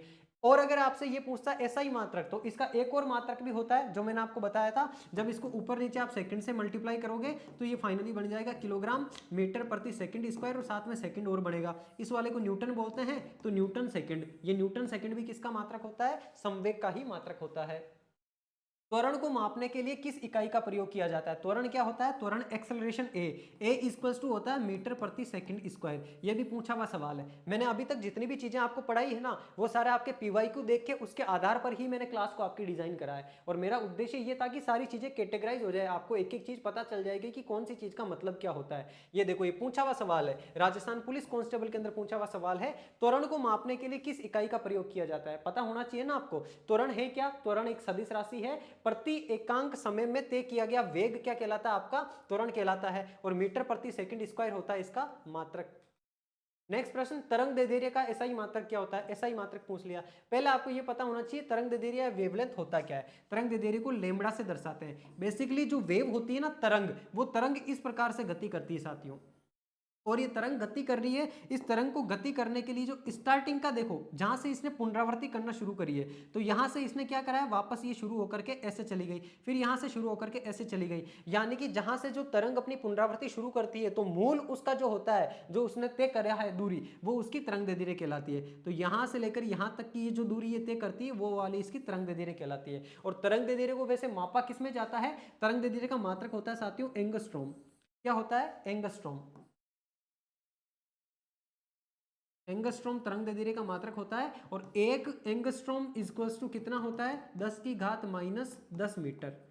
इस प्रकार से भी दर्शाया जाता है। तो एंगस्ट्रॉम और मीटर आपस में कनेक्टेड होते हैं, इस वजह से वेवलेंथ का जो मात्रक है आप मीटर भी कह सकते हो। तो ऑप्शन नंबर डी भी आपका राइट होगा। अगर एंगस्ट्रॉम ऑप्शन में होता तो अपन एंगस्ट्रॉम यूज करते, और एंगस्ट्रॉम इक्वल्स टू 10 की घात माइनस 10 मीटर होता है। क्योंकि वेवलेंथ ऐसे आंखों से तो अपन देख नहीं सकते, बहुत ही माइक्रो चीज होती है वेवलेंथ। जो वेव होती है आपकी तरंग जो होती है, उसको आप आंखों से तो देख नहीं सकते, जो विकिरण होती है उसकी वेवलेंथ बहुत ही छोटी होती है, माइक्रोमीटर के अंदर या नैनोमीटर के अंदर, पिकोमीटर के अंदर होती है। इस वजह से उसको एंगस्ट्रॉम में दर्शाया जाता है। और एंगस्ट्रॉम, एक एंगस्ट्रॉम इक्वल टू 10 की घात माइनस 10 मीटर होता है, आपको ध्यान रखना है। नेक्स्ट प्रश्न, आपेक्षिक घनत्व को मापने के लिए प्रयोग की जाने वाली इकाई क्या है? आपेक्षिक घनत्व की बात कर रहा है साथियों, ये रिलेटिव डेंसिटी की बात कर रहा है। किसकी बात कर रहा है? Relative density. और ये रिलेटिव डेंसिटी क्या होती है, पहले तो ये समझो। अगर आपसे घनत्व का मात्रक पूछता, तब तो आप सीधा सीधा बता देते हैं क्या? घनत्व को मापने की इकाई। घनत्व को मापने की इकाई तो क्या होती है? मैंने आपको बताया, घनत्व बराबर क्या होता है? द्रव्यमान बटा आयतन। और द्रव्यमान का मात्रक होता है किलोग्राम। घनत्व बराबर होता है द्रव्यमान बटा आयतन। द्रव्यमान का मात्रक होता है किलोग्राम, और आयतन का मात्रक होता है मीटर प्रति क्यूब। इसको आप सीजीएस में बदलोगे तो ग्राम प्रति सेंटीमीटर क्यूब भी लिख दोगे। अगर केवल घनत्व पूछता, तो इसने क्या पूछा है? रिलेटिव डेंसिटी, सापेक्ष घनत्व पूछा है। और सापेक्ष घनत्व हमेशा किसी ना किसी दूसरी चीज के सापेक्ष में ही निकाला जाता है। सापेक्ष घनत्व का मतलब, जैसे मान लो मैं पानी के सापेक्ष घनत्व निकालूंगा, तो वो आपेक्षिक यानी कि रिलेटिव घनत्व कहलाएगा। रिलेटिव मतलब कंपैरिजन करेगा दो चीजों में, और दो चीजों में कंपैरिजन करने के लिए नीचे भी आपको घनत्व लेना पड़ेगा, ऊपर भी घनत्व लेना पड़ेगा। लेट सपोज नीचे मैं जल का घनत्व ले लूं और ऊपर में तेल का घनत्व ले लूं, इनका जब डिफरेंस करूंगा तो यहां पर भी घनत्व का मात्रक आएगा, यहां पर भी घनत्व का मात्रक आएगा, तो वो दोनों आपस में कट जाएंगे, दोनों आपस में कैंसिल हो जाएंगे, और आपेक्षिक घनत्व का कोई भी मात्रक नहीं बनेगा। बहुत ही अच्छा सवाल था साथियों, ये पूछा गया आपके राजस्थान पुलिस के अंदर। कॉन्सेप्चुअल सवाल था कि कोई इकाई होती नहीं है। जिस साथी ने इस आपेक्षिक वर्ड को ध्यान से नहीं पढ़ा, वो साथी सीधा ग्राम घन सेंटीमीटर करके आया। घन का मतलब क्यूब, जैसे ये वाला ग्राम घन सेंटीमीटर है ना। किलोग्राम मीटर क्यूब होता है, मीटर को सेंटीमीटर में बदल दिया, किलोग्राम को ग्राम में बदल दिया। इस प्रकार से ग्राम घन सेंटीमीटर भी हो सकता था इसका मात्रक। लेकिन ये किसका मात्रक होता? ये होता आपके घनत्व का मात्रक। इसने जबकि क्या पूछा है? इसने पूछा है रिलेटिव डेंसिटी, आपेक्षिक घनत्व पूछा है। आपेक्षिक घनत्व दो चीजों के सापेक्ष में निकाला जाता है, और वहां पर दोनों चीजें आपस में कट जाती है, कैंसिल हो जाती है, उसका कोई भी मात्रक नहीं होता है। नेक्स्ट प्रश्न, ध्वनि प्रदूषण को मापने की इकाई है। ध्वनि प्रदूषण यानी बेसिकली ये बात कर रहा है ध्वनि की, साउंड की बात कर रहा है। साउंड को किस में मापा जाता है? और साउंड को आपके मापा जाता है साथियों डेसिबल में। किस में मापा जाता है? डेसिबल में मापा जाता है।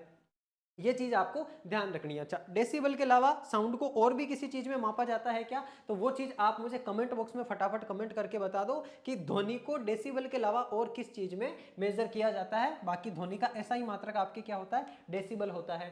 प्रकाश वर्ष इकाई है। प्रकाश वर्ष इकाई होती है किसकी? दूरी की। जैसे दूरी की हमने पांच पीछे ऐसा ही मात्रक क्या पढ़ा था? ऐसा ही मात्रक तो दूरी का हमने मीटर पढ़ा था। ये देखो आरएस में पूछा हुआ है, एसआई में पूछा हुआ है, और पुलिस में पूछा हुआ है, यानी कि ये बहुत इंपॉर्टेंट है। तो इस सवाल को स्टार लगा लो। इसके अंदर कुछ चीजें मैं आपको और बता देता हूं। प्रकाश वर्ष जो होती है साथियों किसकी मात्रक होता है, ये दूरी का मात्रक होता है। ये बेसिकली बहुत दूर स्थित वस्तुओं के बीच की दूरी मापने के लिए किया जाता है। जैसे आपको पता है ये यूनिवर्स, ये ब्रह्मांड इतना बड़ा है, हमारा गोला पृथ्वी, एक गोले पे हम रहते हैं, ऐसी बहुत सारी गैलेक्सीज भी है और बहुत सारी पृथ्वियां और बहुत सारे सूर्य यूनिवर्स के अंदर है। तो उन दोनों चीजों के बीच की दूरी मेजर करने के लिए प्रकाश वर्ष को डिनोट किया जाता है। प्रकाश मतलब लाइट, यानी कि आपका प्रकाश, प्रकाश भी तो दूरी तय करता ही है ना। जैसे आपने बल्ब जलाया, बल्ब जलाया तो ये बल्ब जला, अब ये बल्ब का जो प्रकाश है वो वहां से आप तक पहुंचने में बहुत ही माइक्रो सेकंड का टाइम लेता है, बहुत ही कम समय लेता है। यहां से ये जलेगा और आप तक ये पहुंच जाएगा बिल्कुल ब्लिंक करते ही, माइक्रो सेकंड के अंदर पहुंच जाएगा। लेकिन जब दूर होगा ना ये, तो वहां पर पहुंचने में इसको थोड़ा सा टाइम लगेगा। यानी प्रकाश एक वर्ष के अंदर, एक साल के अंदर जितनी गति करता है ना, उसको बोला जाता है साथियों प्रकाश वर्ष। वो जो टोटल दूरी एक साल में प्रकाश के द्वारा तय की जाती है उसको प्रकाश वर्ष बोला जाता है। और प्रकाश वर्ष किसका मात्रक होता है, ये आपके दूरी का मात्रक होता है। इसके अलावा एक मात्रक मैंने आपको बताया था साथियों, कौन सा, पास्कल। पास्कल किसका मात्रक था, पास्कल आपके दाब का मात्रक था। और यहां पर अपन बात कर रहे हैं दूरी की, तो दूरी के कुछ और भी मात्रक है जो आपको ध्यान रखने हैं। अगर आपसे पूछ लिया जाए कि दूरी का सबसे बड़ा मात्रक क्या होता है, तो ध्यान रखना दूरी का सबसे बड़ा मात्रक होता है पारसेक। पारसेक में और पास्कल में कंफ्यूज मत हो जाना। सबसे बड़ा मात्रक दूरी का क्या होता है, पारसेक होता है। और पास्कल किसका मात्रक होता है, दाब का मात्रक होता है। तो पारसेक सबसे बड़ा मात्रक होता है दूरी का। इससे छोटा मात्रक और क्या होता है, पारसेक से जस्ट छोटा मात्रक होता है दूरी का प्रकाश वर्ष। यानी दूरी को प्रकाश वर्ष के अंदर भी मापा जाता है। अब प्रकाश वर्ष, पारसेक में और प्रकाश वर्ष में भी आपस में एक कनेक्शन होता है साथियों। एक पारसेक बराबर 3.25 या 26 क्या होता है, प्रकाश वर्ष होता है। प्रकाश ईयर्स को मैं लाइट ईयर से दर्शा देता हूं, यहां पर लाइट ईयर। तो एक पारसेक बराबर 3.25 लाइट ईयर होता है। ये वाली चीज भी एग्जामिनर पूछ सकता है आपसे। और पारसेक दूरी का सबसे बड़ा मात्रक होता है, पारसेक से छोटा मात्रक होता है दूरी का प्रकाश वर्ष। और प्रकाश वर्ष से भी छोटा मात्रक होता है साथियों खगोलीय इकाई। दूरी की खगोलीय इकाई, खगोलीय इकाई जो मात्रक है या फिर प्रकाश वर्ष जो मात्रक है, ये बेसिकली दो पिंडों का, खगोलीय पिंडों के बीच की दूरी मापने के काम में आता है। जैसे सूर्य और पृथ्वी के बीच की जो दूरी है उसको आप किलोमीटर में भी डिनोट कर सकते हो, लेकिन उसको ज्यादातर प्रकाश वर्ष के अंदर डिनोट किया जाता है। क्योंकि प्रकाश, हालांकि सूर्य तो पृथ्वी, सूर्य का प्रकाश तो पृथ्वी तक पहुंचने में बहुत कम समय लगता है, तो उसको तो आप किलोमीटर में डिनोट करोगे। लेकिन बहुत दूर स्थित कोई ग्रह है, जैसे आपको आसमान में तारे टिमटिमाते दिखाई देते हैं, आप क्या सोच रहे हो वो तारा जिस टाइम टिमटिमा रहा है उसी समय टिमटिमा रहा है, नहीं, वो तारा आपसे बहुत दूर है और वो तारे से प्रकाश आप तक पहुंचने में बहुत लंबा टाइम ले रहा है। और वो जो जितना टाइम ले रहा है ना, उस दूरी को ही बोला जाता है साथियों क्या, प्रकाश वर्ष। प्रकाश वर्ष से छोटी दूरी की मात्रक क्या होती है, खगोलीय इकाई। खगोलीय इकाई से छोटा मात्रक होता है दूरी का क्या, किलोमीटर। और किलोमीटर से छोटा होता है मीटर, मीटर से छोटा होता है सेंटीमीटर, और सेंटीमीटर से भी छोटा होता है मिलीमीटर। तो ये दूरी के मात्रक है, इस प्रकार से आपको याद भी रखना है इनको।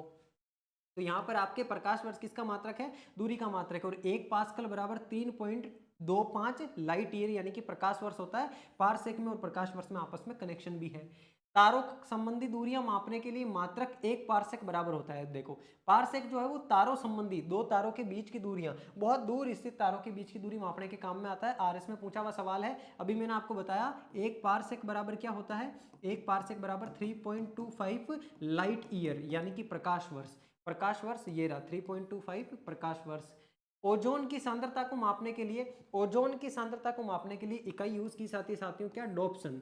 और कैलोरी किसके लिए यूज होती है, कैलोरी बेसिकली अपना जो अपन भोजन करते हैं ना, उस भोजन की मात्रा को मापने के लिए यूज होती है कैलोरी। भोजन की मात्रा कह लो या फिर ऊर्जा कह लो, ऊर्जा को भी किस में मापा जाता है, ऊर्जा को कैलोरी में ही मापा जाता है। कहते हैं ना कितने कैलोरी ऊर्जा आपको प्राप्त हुई, तो ऊर्जा का मात्रक भी होता है आपके कैलोरी। हर्ट्ज किसका मात्रक होता है, हर्ट्ज मात्रक होता है आपके आवर्ती का। आवर्ती को क्या बोलते हैं, आवर्ती को बोलते हैं फ्रीक्वेंसी। आवर्ती का मात्रक क्या होगा आपके, हर्ट्ज होगा। और जूल किसका मात्रक होता है, जूल आपके ऊर्जा का भी मात्रक होता है। इसके अलावा और हमने पढ़ा था जूल आपके कार्य का भी मात्रक होता है। तो ये दोनों ही बातें ध्यान रखनी है। अच्छा, Ml2T-2 किस भौतिक राशि की विमा है। अब देखो मैंने आपको विमा फिलहाल पढ़ाई नहीं है, लेकिन एक चीज समझो, मैंने आपको जो मूल राशियां पढ़ाई थी उन मूल राशियों में देखो एक तो क्या थी, दूरी थी। मूल राशियों में एक तो क्या थी, मूल राशियों में लंबाई थी। लंबाई को दर्शाया आपने किससे, मीटर से। इसके अलावा मूल राशियों में एक आपके द्रव्यमान था, द्रव्यमान को दर्शाया आपने किससे, किलोग्राम से। यानी कि ये वाली तो है आपकी क्या, लेंथ। लंबाई को किससे दर्शा रहे हो आप? लेंथ से दर्शा रहे हो। द्रव्यमान को किससे दर्शा रहे हो? एम से दर्शा रहे हो। एक आपके समय था, समय को आपने टी से दर्शाया और वो उसका मात्रक क्या था आपके? सेकंड था, है ना। और क्या थी आपके? धारा, एम्पियर से दर्शाया आपने, या धारा को आप आई से भी दर्शा सकते हो, उसका मात्रक क्या था आपके? एम्पियर था। इसके अलावा एक आपकी ज्योति तीव्रता थी जिसको आपने कैंडला सीडी से दर्शाया था।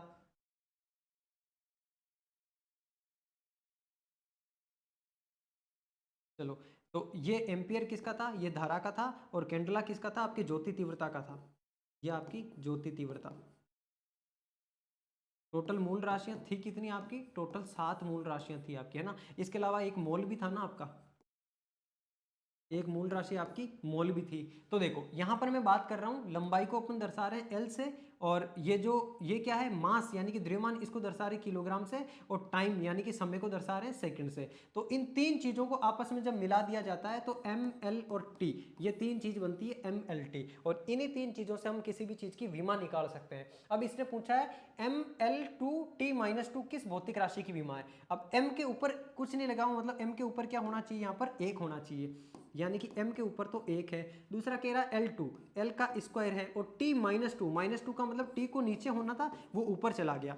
अब इसको आ जाओ अपन डिकोड करते हैं। डिकोड करोगे तो m तो क्या है आपको पता है? द्रव्यमान है, तो द्रव्यमान को तो आप किलोग्राम लिख दोगे। L क्या है? L लंबाई है, तो लंबाई का मात्रक मीटर होता है, तो ये हो जाएगा मीटर स्क्वायर। और t क्या है? समय, समय का मात्रक होता है सेकंड, तो ये हो जाएगा सेकंड स्क्वायर। अब देखो किलोग्राम मीटर स्क्वायर, और नीचे आ गया आपके सामने क्या? Second square. और ये किसका मात्रक होता है? और डिनोट करते हैं इसको, देखो किलोग्राम मीटर प्रति सेकंड स्क्वायर किसका मात्रक था?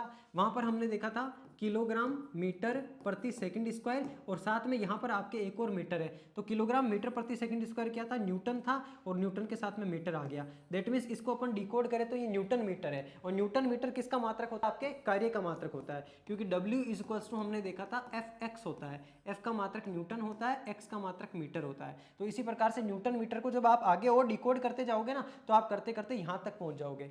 और यहां पर बेसिकली घात एक लगी हुई मतलब ये एक है, और घात दो लगी हुई मतलब ये दो बार यूज हुआ है, और लेंथ का मात्रक आपने मीटर यूज कर लिया। इस प्रकार से मूल राशियों का मात्रकों को यूज करते हुए आप विमा भी निकाल सकते हो। तो ये वाली विमा किसकी है? जेल प्रेरी में पूछा हुआ सवाल है आपसे, ये कार्य की विमा है। आई होप यहाँ पर आप विमा निकालना भी सीख गए होंगे आप। अब जैसे देखो मैं आपको यहाँ पर दो तीन विमा निकालना और सिखाता हूँ। जैसे इस ये क्या है कि भोजन की ऊर्जा को किस मात्रक में मापा जाता है? ये मैंने आपको बताया, कैलोरी के अंदर मापा जाता है। केल्विन, फ़ारेनहाइट और सेंटीग्रेड में तापमान को मापा जाता है। अब थोड़ा पीछे आओ, पीछे आओ, पीछे आओ, पीछे आओ एक बार। ध्वनि प्रदूषण डेसिबल हो गया, आपेक्षिक घनत्व हो गया, और ये तरंग दे दे रही है सेकंड हो गया त्वरण। अब देखो त्वरण की जैसे अपन को विमा निकालनी है, तो त्वरण की विमा निकालने के लिए क्या करेंगे? त्वरण इक्वल्स टू होता है मीटर। मीटर क्या है आपकी? मीटर है आपकी दूरी, दूरी यानी कि लेंथ, लेंथ को दर्शाएंगे एल से। और एस क्या है? एस है आपके टाइम, टाइम यानी कि टी स्क्वायर, तो इसको टी स्क्वायर से दर्शाई देंगे। तो अब इसको एम एल और टी इसके ऊपर डिनोट कर दो। एम मतलब क्या है? द्रव्यमान। द्रव्यमान कितना इसके अंदर कुछ यूज हुआ है क्या? त्वरण में द्रव्यमान कुछ नहीं यूज हुआ, तो इसके ऊपर तो लग जाएगा 0। लेंथ कितनी यूज हुई है? लेंथ एक ही यूज हुई है, यानी कि मीटर है, तो इसके ऊपर लग जाएगा 1। और टी, टी यानी कि 2 यूज हो रहा है, तो टी स्क्वायर नीचे है, ऊपर जाएगा तो -2 हो जाएगा। तो एम एल वन टी -2 ये विमा किसकी होती है? त्वरण की विमा होती है। इसी प्रकार से आप वेग की विमा भी निकाल सकते हो। किसकी? वेग की। वेग की विमा क्या हो जाएगा? वेग होता है मीटर प्रति सेकंड, और इस मीटर प्रति सेकंड में तो क्या यूज हो रहा है आपके? मीटर, यानी m तो कुछ यूज हो ही नहीं रहा है, m मतलब द्रव्यमान, तो m तो 0 हो जाएगा। l यानी कि दूरी, दूरी एक यूज हो रही तो 1 आ जाएगा। टाइम, टाइम नीचे यूज हो रहा है सेकंड, तो ये ऊपर जाएगा तो -1 हो जाएगा। तो ये आपकी वेग की विमा हो गई। इसी प्रकार से आप बल की भी विमा निकाल सकते हो। बल क्या होता है? F equals to ma। चलो इसकी विमा निकालते हैं। अब इसमें देखो एम एल और टी, इनके ऊपर आपको दर्शाना होता है। एम का मतलब द्रव्यमान, द्रव्यमान इसमें यूज हुआ है क्या? यूज हुआ है ये रहा किलोग्राम, तो किलोग्राम के अंदर m1 है, ठीक है, तो यहां पर आ जाएगा m1। अब बाकी क्या बच गया? बाकी बच गया a, a यानी कि त्वरण। त्वरण की विमा क्या होती है? L1 और t-2, तो ये लगा दो L1 और t-2, ये वाली विमा हो गई आपके किसकी? बल की। तो इस प्रकार से आप विमा भी निकाल सकते हो। चलो बढ़ते हैं आगे। नेक्स्ट प्रश्न देखो अपना, यहां तक सोल्व कर लिया आपने, भोजन का देख लिया। किन दो भौतिक राशियों का मात्रक समान होता है? यह भी बहुत बेहतरीन सवाल है साथियों, ये भी पूछा हुआ सवाल है। कौन सी दो भौतिक राशियां? एक जेल प्रेरी है आपके सामने, इस एग्जाम में पूछा हुआ है दो भौतिक राशियां, एक तो आपके बल और दूसरा प्रतिबल, इन दोनों का मात्रक क्या होता है? समान होता है। जैसे यहाँ पर बात कर रहा है शक्ति, यहाँ पे बात कर रहा है दाब। दाब का मात्रक तो क्या होता है आपको पता है? पास्कल होता है।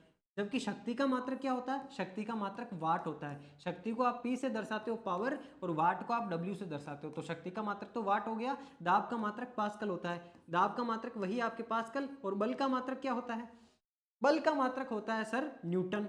क्या होता है, न्यूटन, यानी कि किलोग्राम मीटर प्रति सेकंड स्क्वायर। यहां पर बात कर रहा है बल और प्रतिबल।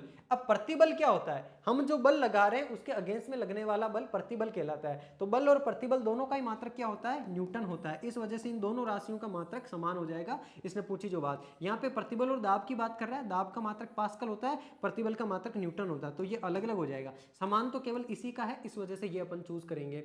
अगला कह रहा है बेल किसकी इकाई है। बेल जो है साथियों किसकी इकाई है, तो ध्यान रखना ये ध्वनि की इकाई है। बेल किसकी इकाई है, ध्वनि। ध्वनि की इकाई एक मैंने पीछे भी बताई थी आपको, क्या, डेसिबल। तो डेसिबल भी ध्वनि की इकाई है, और बेल जो है ये भी ध्वनि की इकाई है। यानी इसमें से अपन चूज करेंगे इनमें से किसी की नहीं। तरंग दैर्ध्य की इकाई या तो एंगस्ट्रम होती है या फिर मीटर होती है। ठीक है, तीव्रता, इंटेंसिटी, इंटेंसिटी यानी कि ज्योति तीव्रता, उसकी इकाई क्या होती है, कैंडला होती है। अगला कह रहा पिच, पिच तो कोई चीज होती नहीं है। अंतरराष्ट्रीय मात्रक पद्धति में पास्कल किसका मात्रक है, बता चुका हूं चिल्ला चिल्ला के, दाब का मात्रक, कार्य का मात्रक जूल, ऊर्जा का मात्रक जूल, शक्ति का मात्रक वाट। नेक्स्ट है किलोवाट घंटा, एक यूनिट है। किलोवाट घंटा किसका यूनिट है साथियों, ये ऊर्जा का है, बल का है, संवेग का है। संवेग तो आपका P is equals to M V होता है ना। बल आपका F is equals to M A होता है, एम ए, और शक्ति P, पावर क्या होती है साथियों आपकी, P इज इक्वल्स टू होता है साथियों क्या, V I. P is equals to होता है वी आई, यानी कि वोल्ट एम्पियर। वोल्ट एम्पियर मात्रक हो सकता है आपके किसका, शक्ति का, वोल्ट एम्पियर। ये वोल्ट एम्पियर शक्ति का मात्रक हो सकता है, और इसी को वोट भी बोला जाता है। क्या बोला जाता है, वोट बोला जाता है। और ऊर्जा का मात्रक जो मैंने आपको स्टार्टिंग में बताया था, किलोवाट घंटा भी होता है। तो ऊर्जा का मात्रक हो जाएगा आपके किलोवाट घंटा। क्यूरी किसकी इकाई का नाम है, क्यूरी बेसिकली जो रेडियो एक्टिव धर्मिता होता है या रेडियो एक्टिविटी होती है, उसका मात्रक आपकी क्यूरी होता है। तापमान का क्या होता है, केल्विन होता है। ऊष्मा का मात्रक कैलोरी होता है, ऊष्मा का मात्रक कैलोरी। ऊर्जा का मात्रक आपके जूल होता है। ऊष्मा अलग चीज होती है, ऊर्जा अलग चीज होती है। पृष्ठ तनाव का विमीय सूत्र क्या है, यहां पर आपसे पूछा साथियों पृष्ठ तनाव। और पृष्ठ तनाव क्या होता है, जिस प्रकार से दाब बताया था मैंने आपको, दाब बराबर क्या होता है, बल बटा क्षेत्रफल होता है। उसी प्रकार से पृष्ठ तनाव क्या होता है, पृष्ठ तनाव साथियों प्रति एकांक लंबाई पर लगने वाला बल। दाब तो क्या होता है, प्रति एकांक क्षेत्रफल पर लगने वाला बल। और पृष्ठ तनाव यानी कि पृष्ठ तनाव को आप एक तरीके से ये भी कह सकते हो, पृष्ठ तनाव हो जाएगा आपका प्रति एकांक लंबाई पर लगने वाला बल। तो F बटा एल, एफ का मात्रक न्यूटन होता है, और एल का मतलब ये हो जाएगा मीटर।